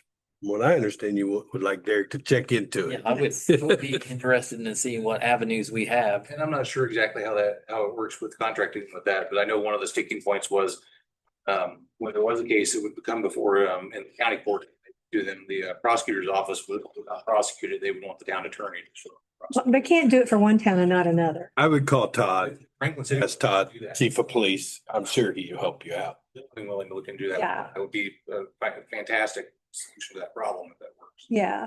Well, then that would, because I remember, if I'm not mistaken, when the first parking ordinance come out years ago, I got a parking ticket. I thought we. Town attorney needed Down off. filing and be I present. think it I did say remember on the coming here ticket. and paying it. I think it did say on the ticket that you had to pay at the clerk treasurer's office. Yes, I remember. But it's the ones who don't pay, Right. then you My can't. daughter got it. I had to come here and I remember it said on there that I You had to don't pay, pay. there's no. How that actually worked. Told me that or I wouldn't have paid. $25 back 10 years ago. Derek, you're the red line. Yes, You're the red line. At least then. Is it possible to get this document so I can put my blue lines in it? Well, you want the copy, do you not have the copy of? Okay, so yeah, I mean, yeah, that. I mean, I'd like to add some comments and Yeah, and not necessarily Sure. an hour on this tonight. Yeah, agree. Absolutely. Yeah. I have no problem to send this to all council members in a Word document. Send me your notes and mark it up as you see fit. And then I can come in front of you next month with a proposal for the first reading. I do have, in Mr. Cox, I mean, you're kind of in line with some of the comments that what I was thinking, because I just got this, but from a standpoint of the golf carts at nighttime, specifically to school functions. I know for a fact, 'cause my girls played soccer. Soccer fields are behind break a day. The trainer and everybody is on the golf cart at 9:30, 10 o'clock. I mean, whatever we come up with potentially about lights, brake lights, whatever, is the school gonna jump on board? Because it's gonna apply to them too. And the reason I say this is because I know some of the scuttlebutt and the pushback on the other areas. And I have a concern of that right there. On top of, if you're gonna have licensed vehicles and they're gonna have proof of registration and stuff like that, you can't have the high school being exempt. Correct. And I'm a little concerned about where they may or may not align. Just on that, not necessarily, I have other issues with a lot of stuff, but I'm just bringing this up for conversation. Yeah, Richard, just to provide some clarification, it looks to me like this ordinance only applies to Whiteland Town streets. And Just the so I'm streets. wondering, when you talk about the high school and If they're on the street, property, Well, is that still relate or not? yeah, because they'll take the little trainer golf cart and run it through the subdivisions to get over to Break a Day. Okay. Now, over there in Break, is that New Whiteland or Whiteland? New one. that's New Island, and I've been Days New talking Island. to them. So how does, I talked to New Island. John called me. John is setting them up. They're gonna talk about adopting it too. They're pretty close to getting it done. What they want to do, and that's one of the things I was gonna bring up, is I think that if we issue a permit here, the permit should be good in Franklin, should be good in Whiteland, should be good in New Whiteland. So that way they got a way to police it. If a golf cart comes over from Franklin, he wants to drive around, to the event or something, they got their little sticker on it, it meets the standards. And then if they do have any violations, he can pull them over, take them off of that. Because it's like a Johnson County area. If you do like say, okay, everybody in Johnson County, if they got a permit from Franklin, that's fine. If they live here, they pull from here. If they're in Franklin and they bring their golf cart here, it's acceptable. Same thing with New Island, because I go through over, shoot across, go into that area in New Island over there, because I got a buddy that lives over there. So he just You moved gotta there. park it Yeah. at 31 and then walk across. But you do it in New Island because they won't let you do it. They're wanting to work with each town and say, okay, this license, if it's a Whiteland license, they'll okay it here. If our sticker's on a golf cart, they're not gonna pull you over unless you're doing something. to that point that you may mention, so what is the adjudication process on issuing fines if they're not in compliance? Because now you have a Bargersville, we have a Franklin, we have a Whiteland, we have a New Whiteland. Mr. Cox is telling me if they don't pay, we don't, so we're getting the cart before the horse here, guys. Well, what I'm saying is, yeah, who didn't know they didn't pay? If I'd known I didn't have to pay a parking ticket 10 years ago, I would have paid it. That's $25. Let's be honest. I mean, Come on. and that's my concern is we're a little dirty on the other side of the fence with other potential things that I don't know how that works. We look the other way, we don't issue, we walk. Now we're talking about this. I would much rather resolve. So would you be comfortable tabling this until we get the other problem resolved? I don't think they're asking for any action. Yeah. No, they're not asking they're just wanting our comments. Yeah. Oh, that's the thing. And like I said, I've got, You ready to go? Right, but I'm just saying, I think what he wanted from how I took this after talking to him and talking to Derek Cox too, is they just want our comments on it. But now that this opened another can of worms that none of us was aware of setting up here, knew that we didn't have the teeth that. I So did. that's a new thing. Well, you I did, knew but you didn't share it to us. So you're holding information against us and we're all on the same team, pulling the same rope. Now I feel left that out. was an ugly meeting, so. Yeah, Is there- I remember. But my point is I think they just want our comments and our concerns. that's nothing we can't do and keep ahead of it. But I think what Richard would like to do is not vote on this until we get that one issue, if I'm taking it to right. An idea of it, but I mean, I have no problem with the idea and having conversation and socializing, but like I said, I have some other concerns in other areas. Sure. And I don't want to waste everybody's time for an hour, 2 hours. Yep. I mean, I'm prepared if we would like to go that way, let's not do that. but yeah, well, nobody is. I am. Carmen, are they allowed on trails? You guys are just. I prohibited You're gonna- that you're gonna have language. that- Language under Because that's how they get from Franklin to Whiteland a lot of times, trail. 7 talks about I think that. It says trails and Operating. sidewalks we can't ride on is what it says. I think Read it all. reciprocity gets into a weird layer because all the regulations aren't exactly the same. Right, correct. I read through it and I think that any car on the street should have headlights and brake lights and turn signals regardless, just safety wise. And I don't know if you took it from Bargersville's, I mean, it says only at night it has to have those, so And I don't mind lights on them all the time. That's just- I'm lights in it. personal thoughts. Hmm. Not party lights. One thing that I guess I would make the suggestion is that Richard, it sounds like he's got quite a few comments. If there's a couple of you, can't call it a committee, but would like to share their input and maybe have an offline meeting. Yeah. As long as quorum's not there, just to kind of have some discussions. Two people could meet with Billy. I would be more than willing to do that since I own one and I've got a different opinion on it. But if you'd rather do it with someone else who don't own a golf cart, I'm more than welcome to do that too. Rate you 10, that, Most people can. So hey, that's a win in my book. So, but yeah, and we'll work with Billy on it if you'd like, Richard and I, if you guys are okay with that. And before we do anything with Yeah, no, I think it's a great idea. you guys can look at it. It's something that needs to happen. We're seeing them on the street anyway. I mean, it's nice in Franklin. I've been noticing when I go there is parking's a little not as cluttered Confusing. anymore because you can park 2 or 3 golf carts if you and your buddies all, you can put 4 in a parking spot. I mean, that's cutting down. Hey, give me an excuse to get a golf cart? and just one other thing. So liability to the town risk insurance wise, Mr. Watson, you think there's any potential red flags or anything like that? I wouldn't expect that there's anything significant, but it wouldn't hurt to run it past the insurance company that represents us. Real quick, I was with But we have our own insurance on our golf cart. Edinburgh Town Manager mentioned today that, and I believe it does say Correct. that Liability the town may have. they have to comply with the street signs and regulations, Yes. the street. Now, that's where I would not allow them on sidewalks. The other thing that Edinburgh is running into is the issue with e-bikes and kids blasting through stop signs.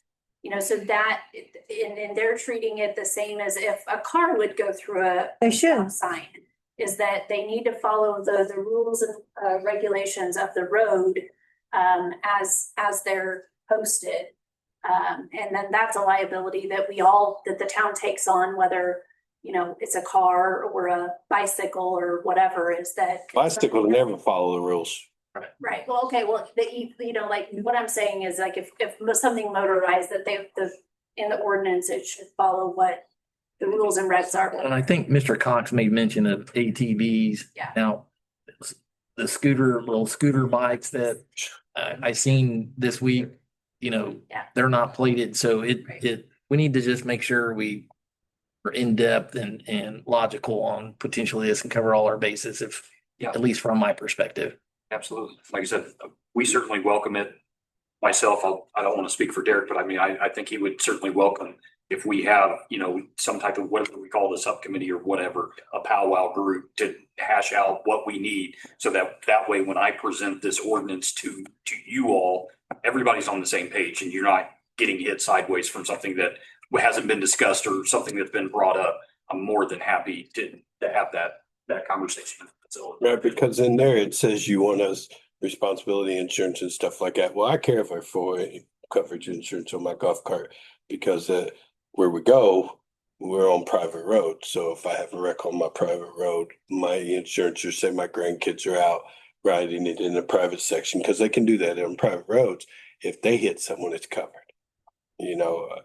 It's worth the money to have your golf cart protected, especially with the cost of them right now is going to skyrocket. I mean, they're making all towns golf carts accessible, grocery stores, everything in Florida. So, I mean, it's just smarter that insurance company are starting to insure them like cars now, full coverage insurance. So, which is nice for me, you know, but so that is a plus, at least if we did license them here, at least we know they'd have insurance. Cause right now, if they wreck into something, they drive, it's done. There's no insurance. There's really, and what I just found out tonight, there's really no repercussions anyway. So, We appreciate your efforts, both of you. Thank you. thank you. I'll send my comments and let them. Yeah. Hash it out. Yeah, and whenever Richard gets time, because I know you're very busy, whenever he gets time, maybe we could set up a time in the next couple weeks to sit down with both of you guys. Or not the PDF, but the Word version, if you don't mind, sir. Send it to everybody and then everybody can drop in comments. That way we all are working on the same living Yes. routine document. Okay. Thank That'd you. be a Google Doc that we all can go and make changes, or you just SharePoint, make it on stuff. Thank you, sir. Warrior Trail dedication of right of way and failure to comply. Ooh, this is common. You guys were asking about the patch dedication and acceptance, a pending legal review, and if something doesn't comply. That's right. So here we are a year later, and we're still pending legal review because the Shanna property, which is a county property located at 5440 Warrior Trail, has failed to comply with the legal requests in regards to the full dedication and acceptance of the right of way. With this property, again, this is a county property, but we had attended the county BZA variance meeting that they had in 2024 to request approval to build a truck repair, truck parking at the end of Warrior Trail. We had asked for compliance, we had asked for some additional infrastructure requests because it's our road. We own Warrior Trail, the county does not. And with it being a truck repair and truck parking, a lot of times the issues we were having at the end of Warrior Trail is trucks would get stuck down there and not have a place to turn around. So one of the requests was for them to put in a cul-de-sac. And then that would then be turned over and dedicated to the town of Whiteland as right of way. So July 8th of 2025 at this council meeting, we asked for approval and dedication and acceptance of the right of way pending legal review. And here we are a year later, they have not complied. I've talked to Stephen, I've talked to Derek. We continue to have issues. We can't really enforce the part of the road that isn't ours. And so I took some pictures today to show you what they continue to do on this road.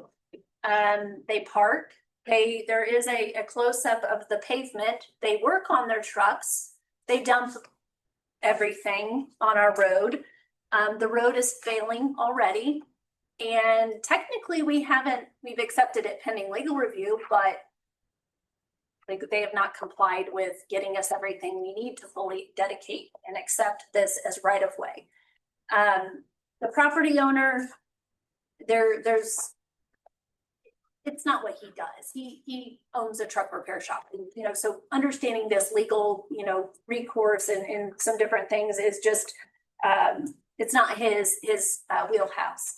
And so we were talking with his mortgage company for a while. Then in April or so, they said, this is above my pay grade. I'm going to send you somewhere else. So I called Mr. Sadu and recommended that it'd probably be a good idea that he engage with a legal counsel, just to help guide him through what these few items that he had left to do.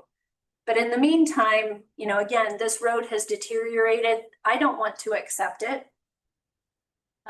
They continue to not follow. He claims he doesn't know these folks, but they're going into that building. So it's the same story I get with other individuals. Like, I don't know, they just park there. We can't really tow them because it's hard to say, like, that's really our road. He said, I will give you the blessing that you can tow them. I don't care. But I talked to Stephen and said, well, we own the road. Can I close it?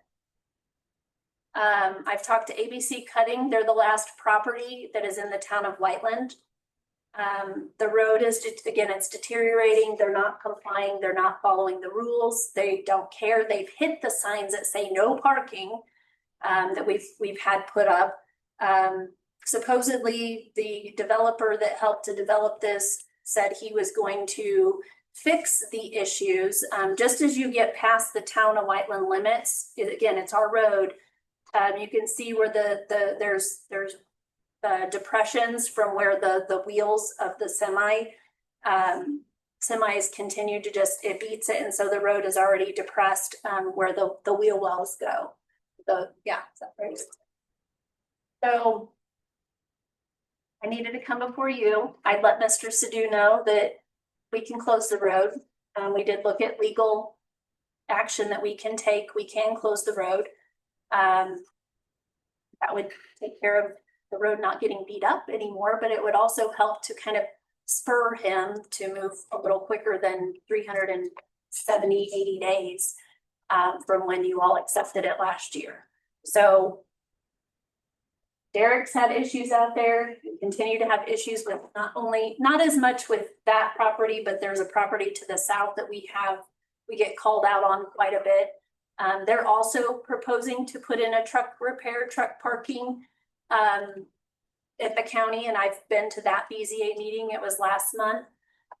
They are not complying with what the county BZA, they did not approve it. They've postponed it, a decision. They've given them 90 days to come into compliance because they continue to not be in compliance and just do whatever they want. But that's for another conversation. But the road is failing. I don't want to accept it. I want us to revoke our, pending legal review until they can now fix the road. And I'd like to see the road get closed. You know what a Jersey barrier is? Oh, yeah. Okay. We've had this issue over where I'm from. We put Jersey barriers up. Was what I was. Guess what? What's that? No, a concrete block that can't be moved unless you have an excavator or fork truck. And to me, this is how I do it. I don't care if there's trucks in there or not. Put Jersey barriers up, let them call the town. Then you can deal with it then. But they do this at truck stops too. If you don't pay for overnight truck parking, here comes this fork truck out with a Jersey barrier. They put it right in front of your truck until you. Is that pay. like Kentucky? Yeah, it's a concrete barrier. It's a concrete barrier. They're 8 feet long, 8 to 10 feet, and they're about. Looks like a wall. Yeah, and it's about 3 foot high. Bottom. And you put them there, and they can't move them, and then it kind of stops your problem. Then. Is that what you plan? That's what I'm asking. And hold on just a second. And that was what Stephen and I had discussed, because obviously he's rent. The whole intent when he first built his truck repair shop, but I can't oversee what the county is doing. It's county property. He claimed those were all going to be his trucks. They're not. He's renting the spaces. He's making a revenue. Well, if we shut off access to the road, there's an opportunity for us to kind of, again, motivate him to get what he needs to get done. But go ahead. I'm not opposed to shutting off the road, I think, but were these conditions of the variance he got? So He's not Stephen, CFO. why don't we file something with the county for them not complying with their variance conditions? But you said he's got his CFO already, right? CFO. So he doesn't care. County could still revoke his variance Right. for non-compliance. My understanding is that there has been communications with the county and that it hasn't really gotten anywhere. So when, I think it was August of last year, when we were in this pending legal review after we got that approval, I had reached out to the county and said, have you issued their C of O? They have not complied with everything that we asked them to do.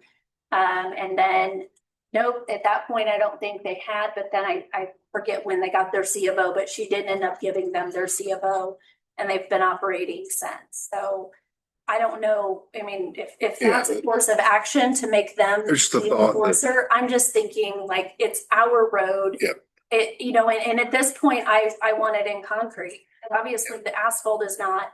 And we had like soil samples. They did core sampling to ensure that the weight of the road would be able to handle it. But again, it was supposed to be his trucks. And now he's going back to the county wanting more parking spaces. They're not his trucks. He's making money off of it. Did he lime stabilize that out there? It was both tested and it was stabilized. So the part that is failing, Tim, is the first, I think about 125 feet where it transitions from concrete into the asphalt. That was actually purposely tested and it passed. We didn't have any issues with the geo. I mean, they actually came out and did it. So it was a third party firm. Or whatever. Yeah, I think before you fix this road, you ought to have a core drill. What's going on with it, right? And figure out what's going on with because it sounds like stabilization's failed underneath the asphalt. I mean, that's exactly what it sounds like. They either didn't have a strong enough mixture. It could have passed a proof row, which it could, but if it's failing now, then there's something that they're missing. And that's where calcium. That's where you have your problems at the transition anyway. Correct. Because they don't want to run that grinder up there and all this, and it's more of a hassle. Best way to do when you transition from one to the other is you dig it all out, put it up high, the rotiller's over, and then your grader pushes it back in. And the reason he does that because he can't get on that asphalt and on the other part and grade it to 15 inches to grind it 15 to 20 inches down. We have them pull it out, grade it on top, and push it back in. That way we know we're getting the proper mixture. I think at this point, that sale, they need to basically tear it up. And then just I to add agree. to that, so because I mean that was even GeoGrid was put in there, 2 lifts. I mean, there was a lot of work done to that road. But in that transition, to Carmen's point, we don't know how many vehicles are actually taken in there, what kind of vehicles are taken in there, and what repairs they're actually conducting. Because some of the stuff you can see where the vehicles are actually not only it's just not the tire wear, but either they're dragging something, they're actually causing Broke down trucks. they're dragging or causing further damage than just regular wear and tear on the road. I agree. 100%. So if you close it, then are we gonna go after repairs and then concrete from this individual? We don't own the repairs. We've not accepted that. So they'll have to fix it before we accept it. We won't accept it. But is there a bond on it? Oh, that's what we're going back and forth. So the problem is that he has a mortgage on the property, and that little sliver that was his property that he was to dedicate to the town, he has to do what's called a subordination agreement, and to kind of carve that out because they had to do a whole new legal description and remove that from his old property. But all we're asking for is a subordination agreement. Literally, we had to do this with a property in Greenwood on Emerson. That part of the road was coming to the town. And I gave him a template that pretty much, filled it out, provided it to his mortgage company, which is a national bank. So it's not like, just, and it's like a foreign language. I don't think he wants to give it to us, is what it sounds like to me. And I think he's thought about it, and after a while said, why I should have.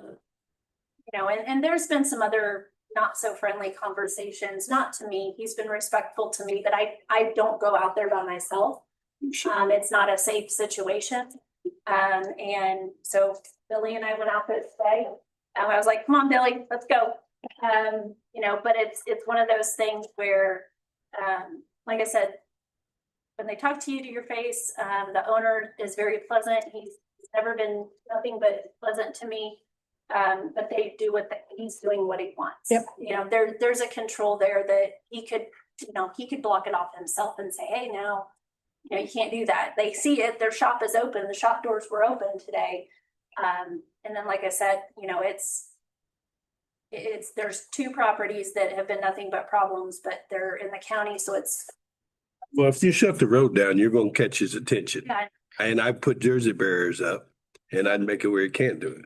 Is that something we would do or contract out to you? Too high, too deep, however linear feet?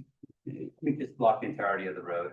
Yeah, you just. Okay, so if you block the road, You can only have it blocked for 90 days. 90 days, and it has to be authorized by ordinance. I'm looking at the statute. I was gonna say, do we have legal What I was gonna suggest as well is in hopes of avoiding an outright conflict, communicate to him that we had a discussion, the council authorized moving forward with shutting the road, and we can do that for up to 90 days. Or We also have the option to limit truck traffic or, weight above a certain amount. Both of those things require an ordinance. But tell him, if you don't get it taken care of or take appropriate steps towards getting it taken care of, obviously he's not going to be able to replace and fix what's been damaged in the next 30 days. Right. But if he can take steps within the next 30 days, then we can avoid, pursuing the ordinance adoption process and closing. You would need that in written. Oh, yeah, it needs to be a written correspondence to him. Well, in his reply on potentially avoiding shutting down the road or whatever he's going to do to comply, that all have to be in written, legal stamp, notarized, whatever. If not, you're just spinning your wheels. Here's my thought on the table. Kind of at the town manager's discretion, in my opinion. Yes, that if you can make it ironclad, that's ideal. But depending on how he responds, it may or may not be necessary to do that. Here's my take on this whole thing. You've worked with this guy a long time. Shut the road down. Tell him if he wants to make it right, then he comes to the office, comes to you, figures it out right then. You'll reopen the road in 90 days or you reopen it in a month. No matter how much you talk to this guy, he's not going to do nothing. It's a proven fact. Shut the road down. Or tell him to come to the council meeting. No, just shut the road down and start it out then. So I think we're done giving him notices. Yeah, shut the road down and then he'll figure it out. talked to ABC Cutting because what was happening before when they didn't have that cul-de-sac to turn around is that trucks would turn into their employee parking lot and try to come around. They've since put bollards and big rocks. And so if somebody does try, they get damage to their vehicles. And there's still people that do try to do that, but they have cameras all around. They have been I talked to both of the co-owners of the sons of the original owners. And they were like, do what you need to do. We would support it. And we have a way to get our vehicles in, because I actually said, let's bring it to, because they're concerned because they put a lot of money to improve the road section in front of their property. Right. So they're frustrated that they now have been able to, they've put money into this road that is now getting torn up because now these trucks are going back and forth. And so they even said you could put the Jersey barriers after their first entrance and they would have a workaround to get their bigger vehicles in and out to their back of their shop. And they were willing to do that. And so that's kind of where I was thinking of putting it, is right there where the the Loves, just past the Loves, where ABC could get into their property, just their south entrance, and then shut off north of there. So, Mr. Watson, you said we'd only have 90 days we could shut the road? That's what the statute says. And then reopen it one day and then shut it down another 90 days. It's 90 days in 1 year, in a 1 year period. We're almost to the end of the year. Yep. And we have to have it We should wait for that. like that. I don't wish away Have an ordinance ready for next meeting. Good. Do we need to move it sooner than that, though? That's It's already been out. a year, so and I'm not. What's another month gonna do? Well, and that was I even thought could we put Jersey barriers on the part that is our road at the right of way, what was our original road, not what they added, and just block off where they can't turn around. But again, if we can shut the road down, I think that's gonna send a message that, it's time to get your paperwork together. And now at this point, I'm not accepting it. And I've let their contractor know that, and the property owner know that as well. Is that a turnaround for the fire trucks?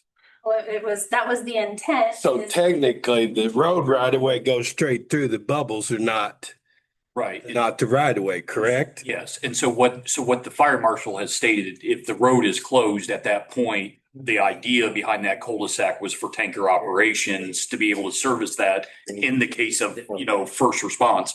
What he has basically stated is the fact that if the road gets shut down, he's red tagging the building. So if we're gonna send a message to Mr. Sadoo, along with the closure of the roads, we'll close the business in the house as well and red tag those. And that should get somebody's attention fairly fast. If the road closure doesn't do it, shutting down the operation of the business side of things would do the same thing as well. And even though they're in the county jurisdiction, they're in our fire district, so they can. Correct. And I understand that, but I say when it's a hammerhead or a big turnaround, usually the road right of way goes to the middle of it. There's not a road right of way on each side. So technically, you could go out and put that in the utility easement because technically that's not the road you're shutting down. You're probably gonna have to do that anyway. Well, my thought was, could we effectively narrow the road That's what enough? That's what I'm saying. When even at that point, make it a single 10-foot lane where a A car. car can get through. Yeah, because 10 foot's the minimum the fire department, I think, requires. Is that what you guys require, 10-foot opening? Truck is gonna have difficulty getting through there. Or is that just, That's how we are at Bargersville. That's why I thought you guys or were. is that just gonna be counterproductive at that point? So after the 90-day and say it picks back up and we're talking about this, I'm just It will. hypothetics, then what's our plan B? Because plan B, you have pissed him off. So now what are we gonna do? What can we do? Well, we don't have an answer. I don't have an answer right now, but I think we're maybe to the point where an executive session might be appropriate. If depending on how you want to approach this and pursue this, but you're getting into an area where you could end up in some litigation ultimately, and obviously litigation issues you don't want to discuss in open public and let the other side be. He's probably right. That probably makes more sense to have a. Well, I just wanna make sure that, emotion isn't just guiding us. Right. We need to make sure that, because he's not playing ball with us now. Mhm. So if we decide to do this, we need to make sure that we're all on board a potential next step. But we And what are we can't gonna do? let him tear up our roads in our town. Well, I Gotta post. agree, but we can't knee jerk it reaction either. You're not. You're just shutting down the road for maintenance purposes. Well, and then Just around. to Mr. Cox, I mean, you're shutting down somebody's, and who knows, society. I mean, now we're getting into a potential That this is where our legal. we need to be careful. Executive. Yeah, yeah. thing. Yeah, that's why. Executive I just don't want I don't want anybody to get hurt and somebody go rogue, so Executive to speak. session. So do we want to do that at the next council meeting, or do we want to do it prior to the next council meeting? I mean, I can let him know we are furthering the discussion and taking steps that you all are looking at the possibility of closing a road. How soon can we get an ordinance? Oh, I think as a practical matter, it's gonna be at least 2 weeks. At least, because you're very busy. Yeah, Alright. I'm out the rest of this week and at minimum. Are we going to? So what I'm saying is, do you want us to have an executive session in 2 weeks or 3 weeks? I wouldn't personally take the time yet to prepare an ordinance until after you've had the executive session and Correct. discuss the various options. What option So- Carmen would like to So enforce? could we just do an executive session at 6 o'clock, the next regular scheduled meeting, open the public meeting after the executive session? No, the You'd executive, have to do it at 5. 'cause yeah, our meetings are meeting's at at 6. Well, I mean, do we want to we wait can- that long? we can push a meeting back. It's not You could do 3 weeks. have it at 6, Something like that. holding executive session. Executive session. I think we need to have our ducks in a row before the meeting. So For 3 executive, weeks would be my recommendation on executive session. executive session in at least 3 weeks. Good with whatever you guys decide when we. I think the sooner the better we have a discussion. So, Good. and you only need 3. right? 3 council members, truly, Right. if conflicts arise on attendance. Right. Preferably 5, but, I think it's important to have as many.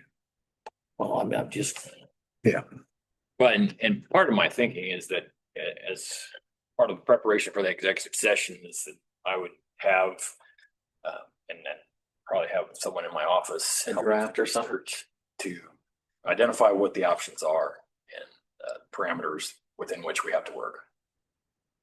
And we know this one statute, but there may be other things that may give us some opportunities, but also may provide us some restrictions as well. We just want to make sure that we're staying within the law. That's why I said 3 weeks. We all know we'll do what you want. so the council's in favor of Mr. Watson doing some additional research and stuff, and then potentially having a meeting, special council with that information to discuss plan A, plan B, plan C, possibly. That sound right, Mr. Watson? Yes. And I'll keep you posted if anything changes, and I'll reach out to him and let him know that we are planning to take some action now that I've talked to you. So 3 weeks would be August 4th. We have a plan commission meeting that evening, and I believe that's gonna happen, right? We do have an agenda for planning commission. And that would be at 6. Yes, sir. Is there just one thing on the agenda? What is it? Those of them are, one's a text amendment, the other one's a rezone. Okay.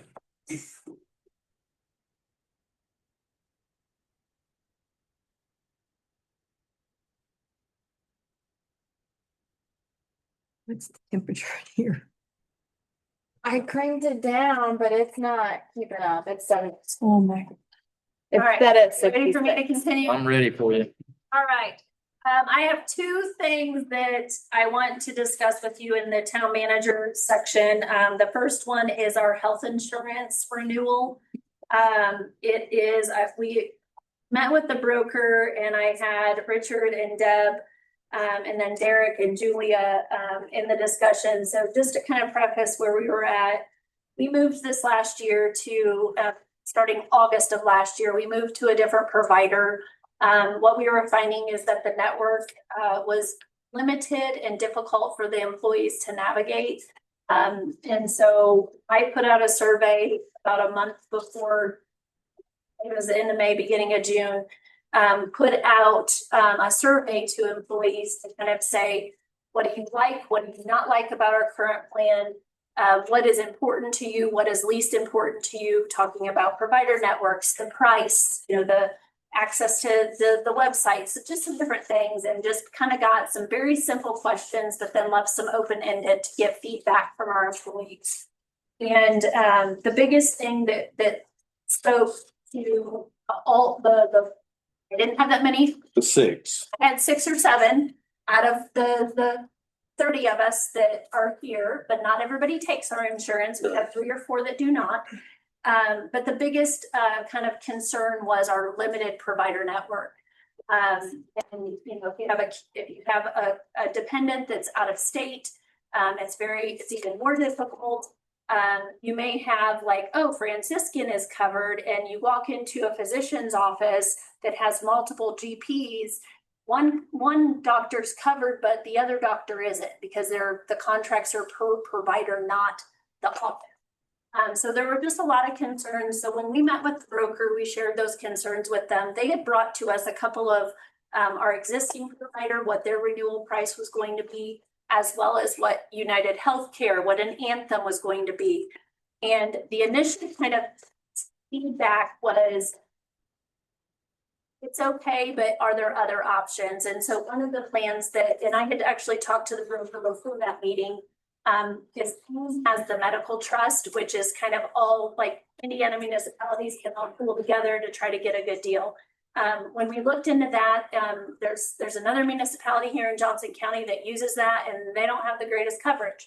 So they brought us a plan called, it was Anthem MIWA, and kind of looked at the rates, looked at the coverages, what was good, what was different, what was better. And that is the one that I'm proposing tonight for the medical insurance side of things.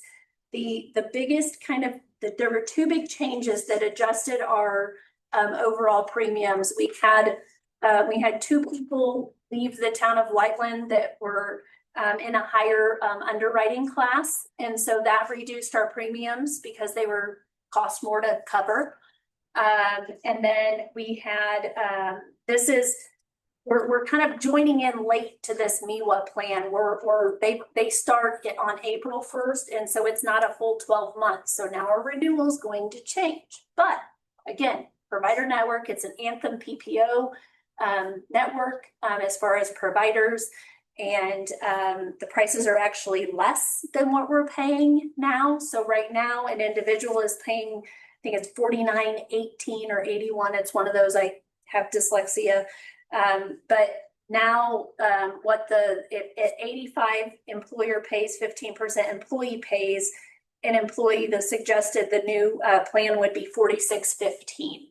So actually the rates go down, but we will be kind of challenged with a different renewal, doing something different, but trying to work with the employees as far as, hearing what their concerns were as far as the provider network, having a workaround and finding the MEWA plan. There really wasn't that much of differences. Now the formulary may look a little different in your packet. You received it in black and white, but there was a chart that Gibson had put together. You needed a microscope to look at it. I sent it to Richard this morning in over email so he could see the different colors. There are different, our urgent care visit goes up a little bit, and our emergency room visits go up for that copay. Again, when I asked what was most important and least important, the number one thing was cost. So increasing a little bit on the copays wasn't as, that's not where I looked at, where can we save? We still, again, we're lowering the premium that comes out of their biweekly pay.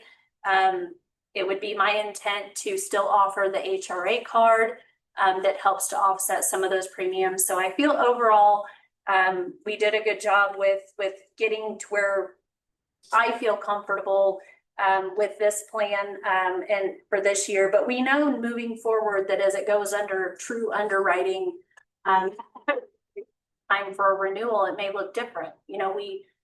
With underwriting, yes, we're in a pool with other, like groups as ours. And if you have a high claim, you are likely going to have a big increase, but we've been somewhat lucky on that.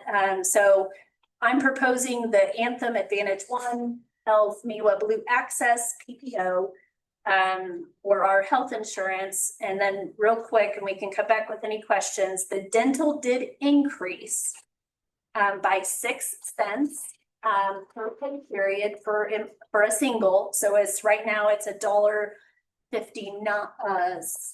7. I don't know. It's very minimal. It did increase for dental, keeping it with Lincoln Financial.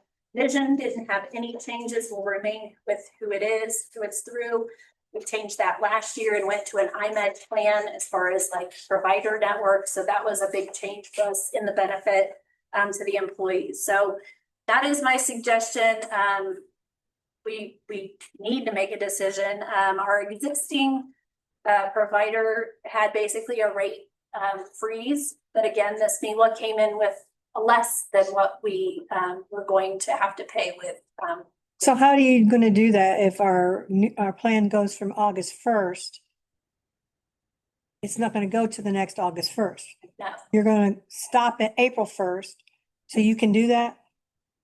Yeah, and so then we'll either decide to stick with MEWA, and then I also ask okay, now we already like to confuse our employees, and now we're going to have our dental and our vision renewing at a different time. And so they had talked about how do we do that catch up to get everybody on the same renewal time frame.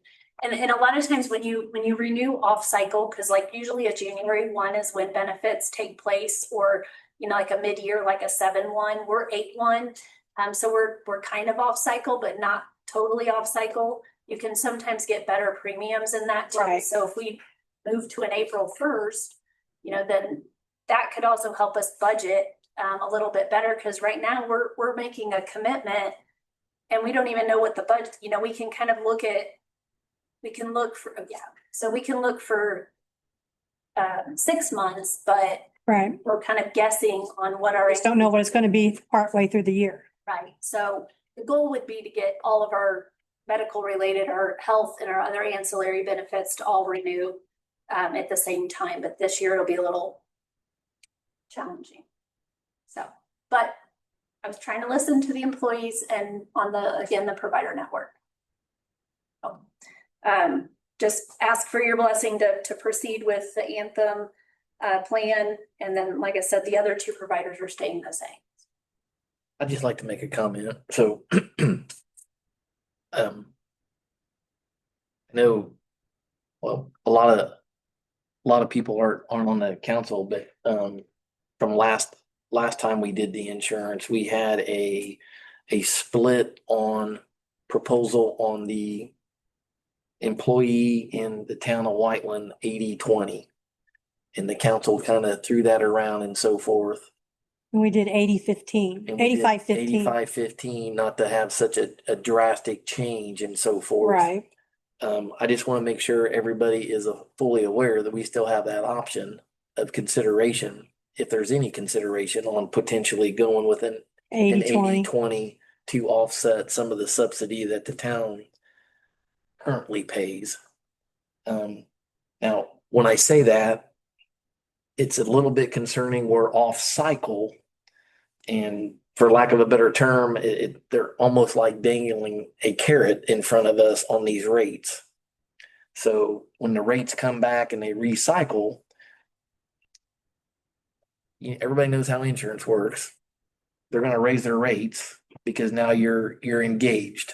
So I'm all for saving money, but I'm all for also consideration of having dialogue and socializing with the council on making sure the town isn't subsidizing everything. There has to be some sweat equity. So I just wanted to bring that up. I'm not saying I'm for or against or anything. I just wanted to bring that up for consideration. If anybody has interest on talking about that, discussing that before we make a decision. So these rates you have right here, these are gonna be guaranteed next April? No, we'll go back to the renewal And then they process could raise it. in probably February or so. Then the new plan would take effect in April. Then why give us this rate? If it's not gonna be our It's rate, gonna be with the provider we're with. Changing We're providers. changing I know, providers. but why give us this rate Because that's when the MIWA that's their renewal time. So we're joining late. We're joining late to the MIWA. They typically are, and that's what Gibson had said, is that they typically renew in that April 1st. why can't we renew with them on August 1st and then have a renewal? That's what we're April. doing. Oh, okay. Yeah, that's what this is. This is the renewal for August 1st through Okay. March 31st. Then it'll go through the full underwriting, and then So we'll have this rate for at least up until April. Yes, yeah. Okay. I'm sorry, I thought that was, I Okay. thought that's what So it won't change to 2027. yeah, Yeah. 4/1/2020. Which is, it's gonna change anyway, no matter which one you're with, it's gonna change anyway, so I don't think that's an issue. But I mean, they're not gonna give us a rate that they're not giving everybody else. Yeah, they will. They get their foot in the door, they will. Like I said, Yeah. 2 employee changes. Everybody's that way, though. And reduced them. I mean, no matter who you go with, it's the same scenario. They're all gonna give you a cheaper rate to get in the door than what they But get. if we get in the door and we like it, Yeah, but So we're also gaining from the survey of, it seemed like we had concerns about limited availability of resources. Right. So now 50% of people, yeah. we're gaining in that regard. But, right, common sense is going to play into April or whenever this actually renews, you're going to see a rate increase. and this is in their what they wanted. This MIWA is more of what they I wanted. mean, just going to an Anthem or United Healthcare, just something like that, even if, but this one has the. The big PPO ones. Network and was a better network than what we had. So. And maybe the concept about this split is to hold true where we're at, but have dialogue and conversation since you're changing carriers, so to speak, and reassess that to where the town isn't subsidizing, and maybe that's a consideration of a talking point Yeah, on the I next go around. think right now we don't need to do that. We don't need to change that because we're actually, going to a lesser price plan. But maybe when we renew, then that's going to have to be one of our options. I just didn't want to lose sight that Yeah. that was part of the conversation last year. No, I about remember that. Yeah. That rate difference sharing. So Yeah, Joe, how much was Bargersville? Well, I couldn't that's- tell you. Yeah, so if you guys are good with us. I can tell you what- 50%? I can tell you what mine is now through the marketplace. No. Are you good with me, before the after? I'm okay with it. I don't know about you. Yeah, I'm like Richard. He's just concerned about if it's gonna cost us more, we all gotta share the cost, and I understand that. But if it's affordable now, let's leave it alone. Right. Revisit it. If it does go up, then we'll have to make a decision then. Insurance is not an easy decision on anybody, whether you're 5 up here or the employees out there, because I deal with it too. And I get it. And all insurance is going up. Look at everything else to try to help the cost out. Luckily, you guys do get money for your co-pays and stuff like that. That's a big thing right there.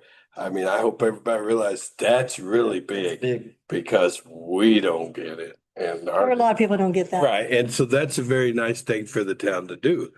I But just don't it's want worth it. employees to expect it. I want them to appreciate it. Yeah, there's not. The majority does. Added. Majority does. That it's not something that should be expected, but it costs the town $36,000, and if it's a benefit that we can Right. offer. Right. I think it's a good perk to have. It is. Because, we've said before, it's easier for the private side to recruit and retain, employees, and they like to pick folks from the public sector because there's, more enticing things. Not if But perf's benefits involved. may not be, something that they can do, and that's something we've been able to offer our employees with our time off. With our, split on the insurance, with offering HRA and other benefits we offer, so. Yeah. Okay, well, Do we need to take a vote or just consensus? I'd rather take a vote. Okay. Go for it. Have a motion on the table for accepting the insurance premium submitted by Ms. Carmen today. Yes. Quick roll call vote, please. Kim Brown, Yes. Joe Secos, Yes. Deb Hendrickson, Yes. and Richard Hill. Yes. All right, pass 4-0. have one more thing. An opportunity has presented itself to the town. The property just on the other side of where the sheds were is up for sale. 589 East Main Street, and the redevelopment commission has purchased vacant land.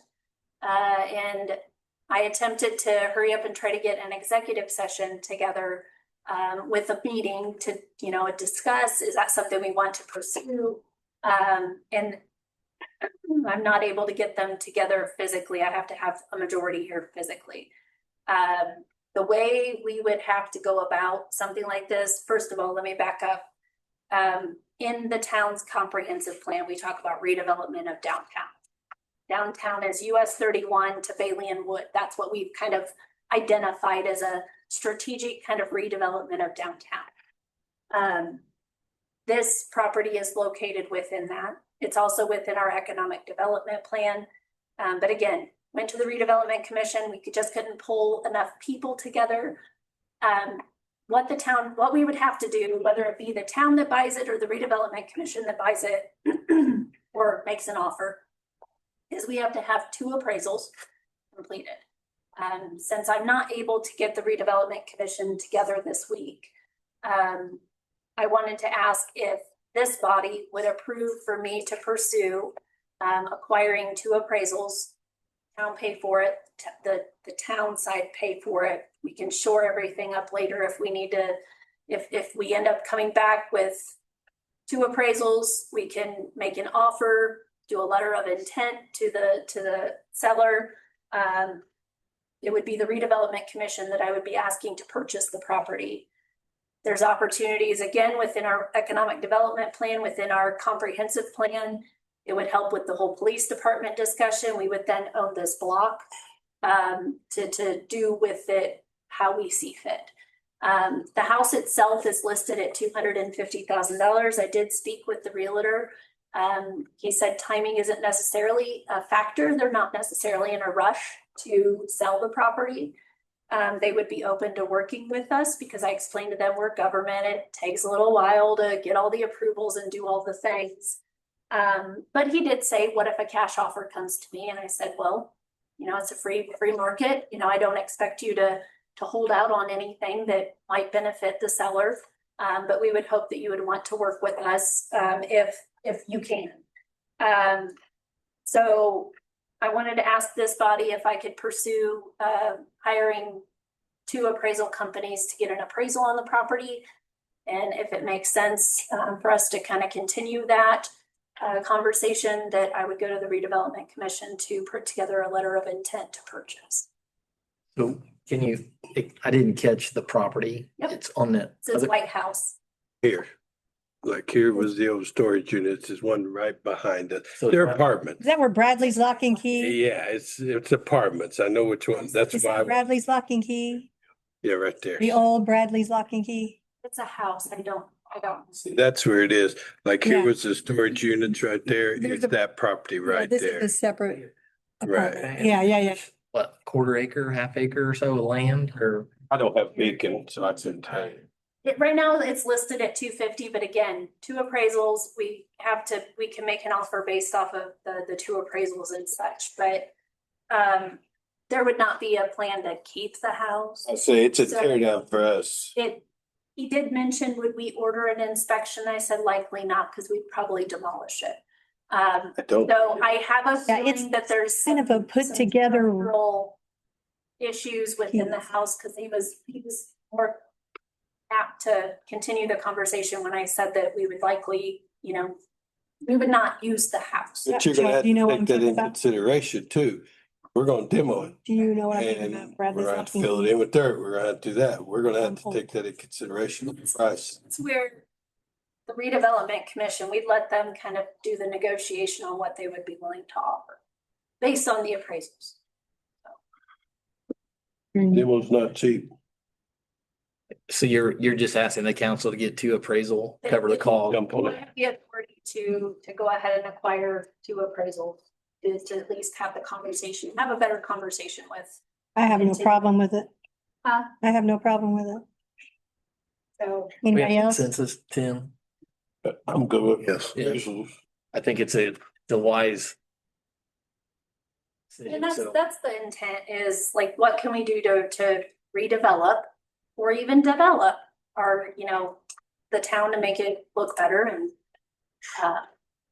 benefit the folks. I think you have consensus to do that. Keep us posted. Anybody have any questions for me? Okay, I'll sit down. Marvin said don't move in that building. Move the police department in that house. Mr. Cox. Have you been in there? It's a hodgepodge. Right? It's a hodgepodge in there. Yeah, it's very much kind of pieced together. Yes.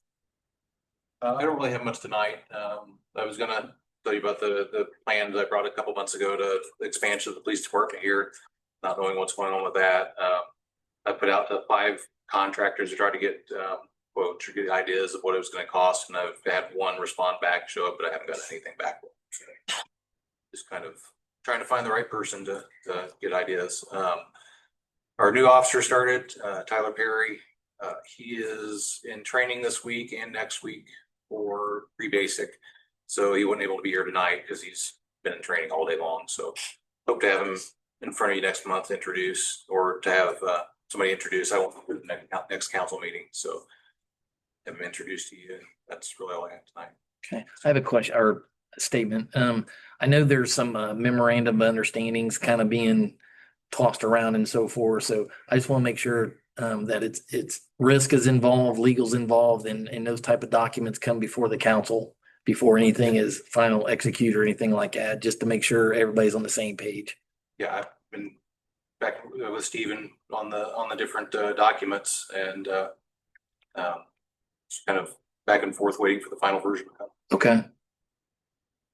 Appreciate Sounds that. like Richard wants the final version to come back Yeah, I want to see them. to the council before it's put into use. Well, not me, but the council, I think, needs to review, and if they have questions or concerns or something like that, I think it's fair just to get another set of eyes on it. So just want to make sure we're on the same page, sir. Appreciate that. And then you're out on vacation, right? Next Council meeting. next council meeting. Okay. Yeah, we'll authorize that. Sounds like fun. Where are you going? Singapore. Somewhere. Thank you. I've been there. Appreciate I it. got stories to tell you. We've had a time sooner, but Yeah. thank you. Thank you. Mr. Collin?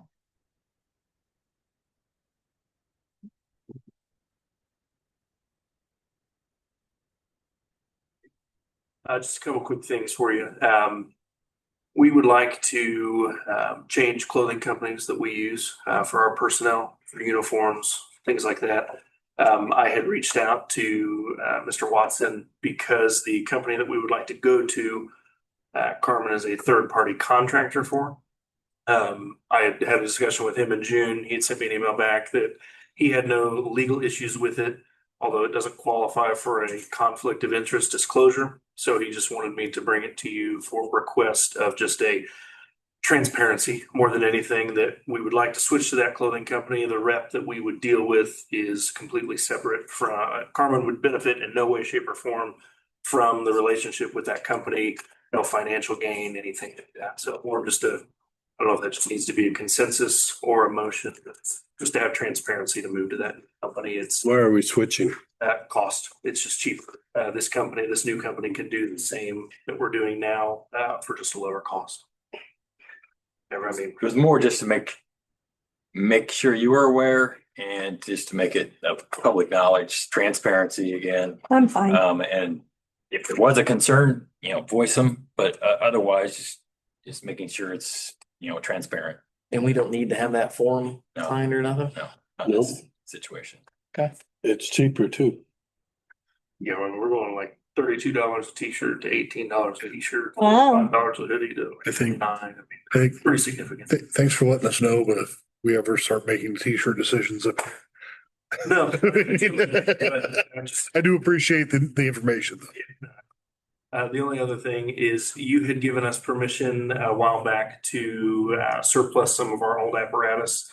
We've done so with the old heavy rescue. That's since gone to auction and been sold. The engine 72 is the 1996 Freightliner. It's still over at the station. It has not been sold or surplus at the moment. We had Central 9 Career Center. Everybody's familiar with that over there, 31 and Worsville. Their fire science program we've been in contact with them. Some of their apparatus are aging to the point where they don't really have the budget to fix them or take care of them in the respect that they need, just because they pretty much always get hand-me-downs. But I've talked with Chief Funkhauser and he's on board with it. And we've talked with the high school education teacher. He's going to talk to their superintendent tomorrow, but I just wanted to see if we can get permission to, instead of surplusing that apparatus or trying to sell it for a small dollar amount that we could possibly get out of it at auction, we'd like to donate it to Central 9 so that they can continue to use it. It's got life left to where it could be used for educational purposes and for their programs, adult and high school education. So just because we'd be changing plans with what we had originally intended to do with it, I just wanted to bring it to you again, more for transparency, to see if you guys would see that. And from a tax perspective, can we get a some sort of letter that we made a donation so we can deduct We it? don't pay taxes. We don't pay? I don't think. We don't file taxes. Well, can I get the letter then? Me. My question was that kosher with state law as I far was as. gonna say, are we allowed to do that? Since we can double check it, but I believe so because it's another governmental entity Right. that you're giving it to. I'm good with that then. Support those kids. Also, do we need, in making a donation, it's as is and there are no liability consequences back to the town? We would probably need something. Yeah, it Like would that. be in the bill of sale. Okay. And that would transfer the title. Effectively, and we've done that a couple times before, I think. And then didn't we buy a new turbo or something for one of our fire? No, did that fire engine get fixed or Yes, in '75, yeah. she's all back running, all working in? Together. Put it together. All right, Thank you. appreciate it. Thank you. Appreciate it. Armando. I'll keep this brief and I'll just touch on some items that we've been working on this past month and we're gonna continue to work on. You should have a quick little summary. I'll just touch on a few things. There's 6 things on there. Bob Glidden, roundabout.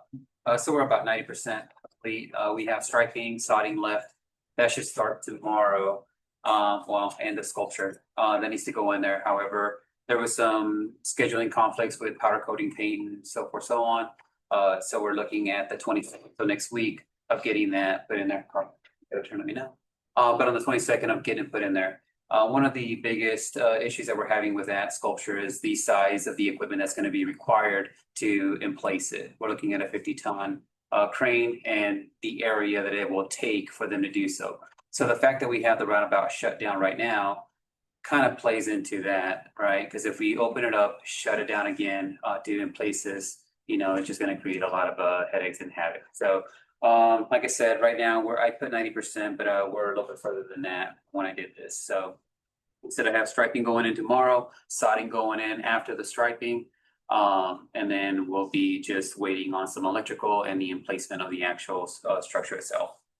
And Armando, will you like there'll be like a notification or something when it potentially is gonna be open? That way make everybody happy with smiley faces and stuff, We will. hugs and kisses and. We will do that. Are we talking a week, 2 weeks? 22nd, so next. Because we're already past the date it was supposed to open, right? Yeah, correct. Because of asphalt scheduling and stuff like that. I called today to check on it. And yeah, we're already past the date it was supposed to be open. So any way they can scoot it along. Because don't they pay a penalty if? They do. What? Yeah. Okay, so Liquidated damages. there you go. Yeah. Then that's the thing, because if they don't make it, once they get rid of this, they owe us money. And I think that's something that we really need to stay on top of and make sure that, because it's already over. Right, so one of the things that we do, we have the bi-monthly meeting with all stakeholders, right, contractors, developer, or our engineer and us, the town. And that's one of the things that we discuss, the LDs versus the cost of shutting it down and having an MOT for them to direct the traffic, right? So in this case, we're gonna keep it close to the 22nd. If that time comes about, and let's just say that Bomar is not ready for whatever reason, God willing, or God, hopefully not, then we'll entertain that. We'll have to open it and then, we'll play it by ear at that point, but we're hoping it doesn't get there. So, but there is a plan in place for that. They touched on the Graham Road widening. That project is good to go. The cleanup and for the street garage and the actual building itself, the building that was falling apart, falling down, that's been completely removed. The slab has been removed, completely removed. We're waiting on the helical piles to be built. I had a discussion today with on site with John, ESC project manager, and he's going to give me the exact date on when these things will be arriving. Right. We're also pending the state release for the building to go vertical. So once we have all that, then we'll be able to start obviously going vertical, get the floating foundation in. So there's some time. The other thing that we're doing with that project is starting next week, we'll have our bi-weekly meetings with everybody involved so that we can get accurate and stay on top of the progress for the building. So pending any questions on the building itself. Is it gonna be built by this year? I mean, we've been a long way out, and what about electrical for the fuel pumps and stuff like that? Well, that's been done. I did that. We're getting everything into, cause this is drug on, and I mean, we could have built the interstate quicker than we've been building with this. I mean, so I'm hoping that you guys can get it because you got a lot of new equipment, and I don't like seeing it sit outside. No, and I said this, I don't know how many months ago to him. I mean, there's nobody that wants this building put up more than our guy than us. We're the ones that work in it. Oh, I agree. So to your point, I understand. The pumps went up, I think, 5-6 months ago. What was it? April, May. It's- We have it's- some glitches. It's been good, but no, we have it's a punch system. Every employee has their own number. Every vehicle is in the system. Anytime that we have employees come in, I add them to the system. An employee leaves, we remove them. It doesn't matter what department. It's broken down by departments. I mean, we've gone through and, I don't know, I mean, you both of you use it, so I think it's gone pretty seamless. So, and I can manage it, anywhere that if I'm on vacation or anything, I can access it and make changes and make any fixes to the system, via the phone. The other thing is a yard. So the yard you saw the yard firsthand. If you go there now, it's definitely unrecognizable to what you've seen. I was over there just the other day. Where you? Yeah, making progress. Yeah, if you go there today, you'll see even a lot more progress. As of last week, they've removed about 148 truckloads of stuff. I put on there 65 just because the land itself plus, what's behind there. And when you're talking about truckloads, it's a little bit different. I think we're pretty set and pretty close to the 300 truckload. It's hard to believe what's come out of there, but it's been a lot of material. So they've been A lot better. Yeah, it's coming along. So right now it's just rough grading. Once we get most of that stuff out of there, then we'll start going into the finished grading and trying to get a little bit better, flow and stuff like that. So we've seen some huge changes with the flooding and the ponding that goes on back there. So that's been a huge help. And like I said, there's a few other items on there that I just put on there for situational awareness. Please feel free to read them. If there's any questions, let us know. But I know one of the things that I'll touch up last, sorry, to make this short, is the storm that we had about a week ago or whatever it was that we had. So we did have quite a bit of damage to trees and stuff in the town. So we've been a little bit delayed on limbs, but we're getting around. So starting, I'm hoping by Thursday that we're on this side of 31, clearing up all these other subdivisions. So if you see it in your neighborhoods, that's why. So we'll get to them. Good deal. Yeah. Armando, I know I spoke to Carmen about getting a quote on the gate. Did we ever get any numbers? We're working on our first quote for a company to install like a keyless access, not only the gates, but kind of get a big picture of what it would look like if we did card entry for like buildings, certain buildings and such. Obviously, it's going to be a very phased in project, but the very first thing would be looking at keyless entry into the gates. Yeah, so one of the things that we did when we put the fuel pumps, the location, when we pulled power to the fuel pumps, we made sure that we kept it dedicated for that provision so that we can run power directly ourselves down there to the gates. Well, like you said, there's a lot of equipment. It's cleaned up and it'd be nice to have electronic, like a bus gate that they have the bus garage to in and out. We have one at work. You just use Yeah. the garage door remote or your keep fob works, either one. Appreciate your guys' efforts. Thank you. Mr. Jesse. I'll try to keep it as quick as I can. That means he's here. Everything's slow. No, just an update on some of the things going on. We're still working with Wessler to get the CCTV stuff kind of finished up. Some of the easement stuff and the backyard stuff, we're still trying to get commercial in here to kind of come in and run the line so that they can get the cameras in. So we're still working in there. As far as the Chadlow project goes, Carmen and I attended the county drainage board meeting what was it, 2 weeks ago? Last week. You attended, I should have played. Well, I pulled a Lisa. yeah, so I I had a good conversation with the county drainage board. They have established two of their members to come and sit down with us and have conversations between the town, the school, and us. So I intend to have a meeting, I believe it's going to be around the last week of July, with all three entities to kind of come together and see kind of what we can do with this project and get it off the ground, both for the county and for the town. And then obviously it'll help the school out too. On the tornado rebuild stuff, we have finally gotten approval from insurance to go ahead and get design and build from Neo on the shop, the building, and then also the covered drying bed. So I'll be sending that out soon, and I'll be going forward with design on it. And then as far as everything that's happened for the month, the plant itself, we had a 98% removal rate this month. We did 19 million gallons of incoming this month. This month in particular, on its own, we were at 75% capacity. That brings us to 92% capacity on the year. We're 6 months into the year.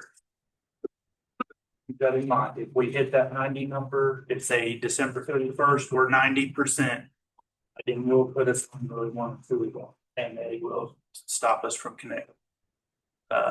So just kind of keep that in the back of your mind. We're working on some projects. The Chadwell obviously kind of kicks it off. But the infrastructure and wastewater treatment plant upgrade will be coming soon. I got a question for you. You could cut them numbers down if we would take care of some of the I&I too, correct? Good, yes. So I mean, that's something we need to look into.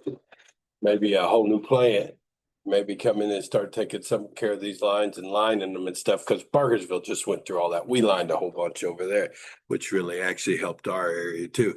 And I was firsthand with the lining. It's a miracle. The stuff really is nice. It's strong structurally. An excavator bumped the old clay top, busted all the clay top off of the lining, still held together.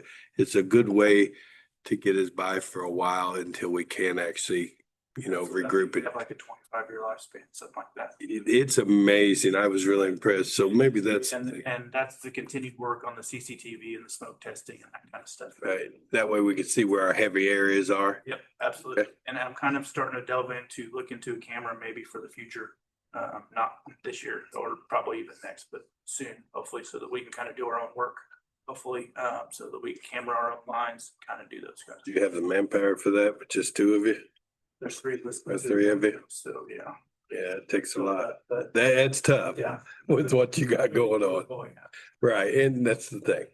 Yeah, so that's all I have. If you guys have any questions. Jesse, on the school in the Chadlow, I mean, are you getting the warm fuzzies that the school is willing to work with you since you have this new meeting set up and it kind of the county's involved? Sure. Is that a pressure point type of It's meeting a little bit? A little bit. Are they they're open and receptive to that though? Yeah, the Okay. last school board meeting, they were a lot more receptive. They did have a few questions and some things, concerns that they were worried about their geothermal line. They understand that we need to do this before we go to our bigger, so Yes. kind of. And I believe they understand that this project needs to happen and that's the best place for it. Okay. So we just kind of have to come to terms on what's going to be what. And ideally, I want a permanent easement for us so that we never have to move our main. If they ever have to go through there, whether it be the county or the school or whoever, they would have to pay to move it rather than us have to pay. If it's ours, yes, and I talked to Jesse about it today because that's a big concern of mine. I don't want just someone to grant us and not have control of it because the school come back and say, hey, going to put up a baseball field. Sorry about your sewer, move it. After a year after we put it in, then it's our dime. Yeah. We need to make sure that if they does come back, they're going to move it. So we're trying to cover all avenues. Well, keep us posted on that. I'm interested to know how that dialogue's gonna pan itself out, hopefully. Okay, appreciate that. I will. Thank you. Anything else? Sir. Yes. Thanks, Jesse. Sir. You can send us an email update on anything, anytime. Okay. Not her, she, just us. I'm the only one that'll answer you. That's not true. Council comment? Comment. Public comment. Ma'am, do you have anything? No. Okay. With that being said, we'll adjourn. Internet Oh, comments, internet comments, internet comments. the interweb. 5, 4, 3, 2, 1. We got no go. No go? Okay. No. Apologize for that. With that being said, we'll go ahead and adjourn. Thank you. Good evening.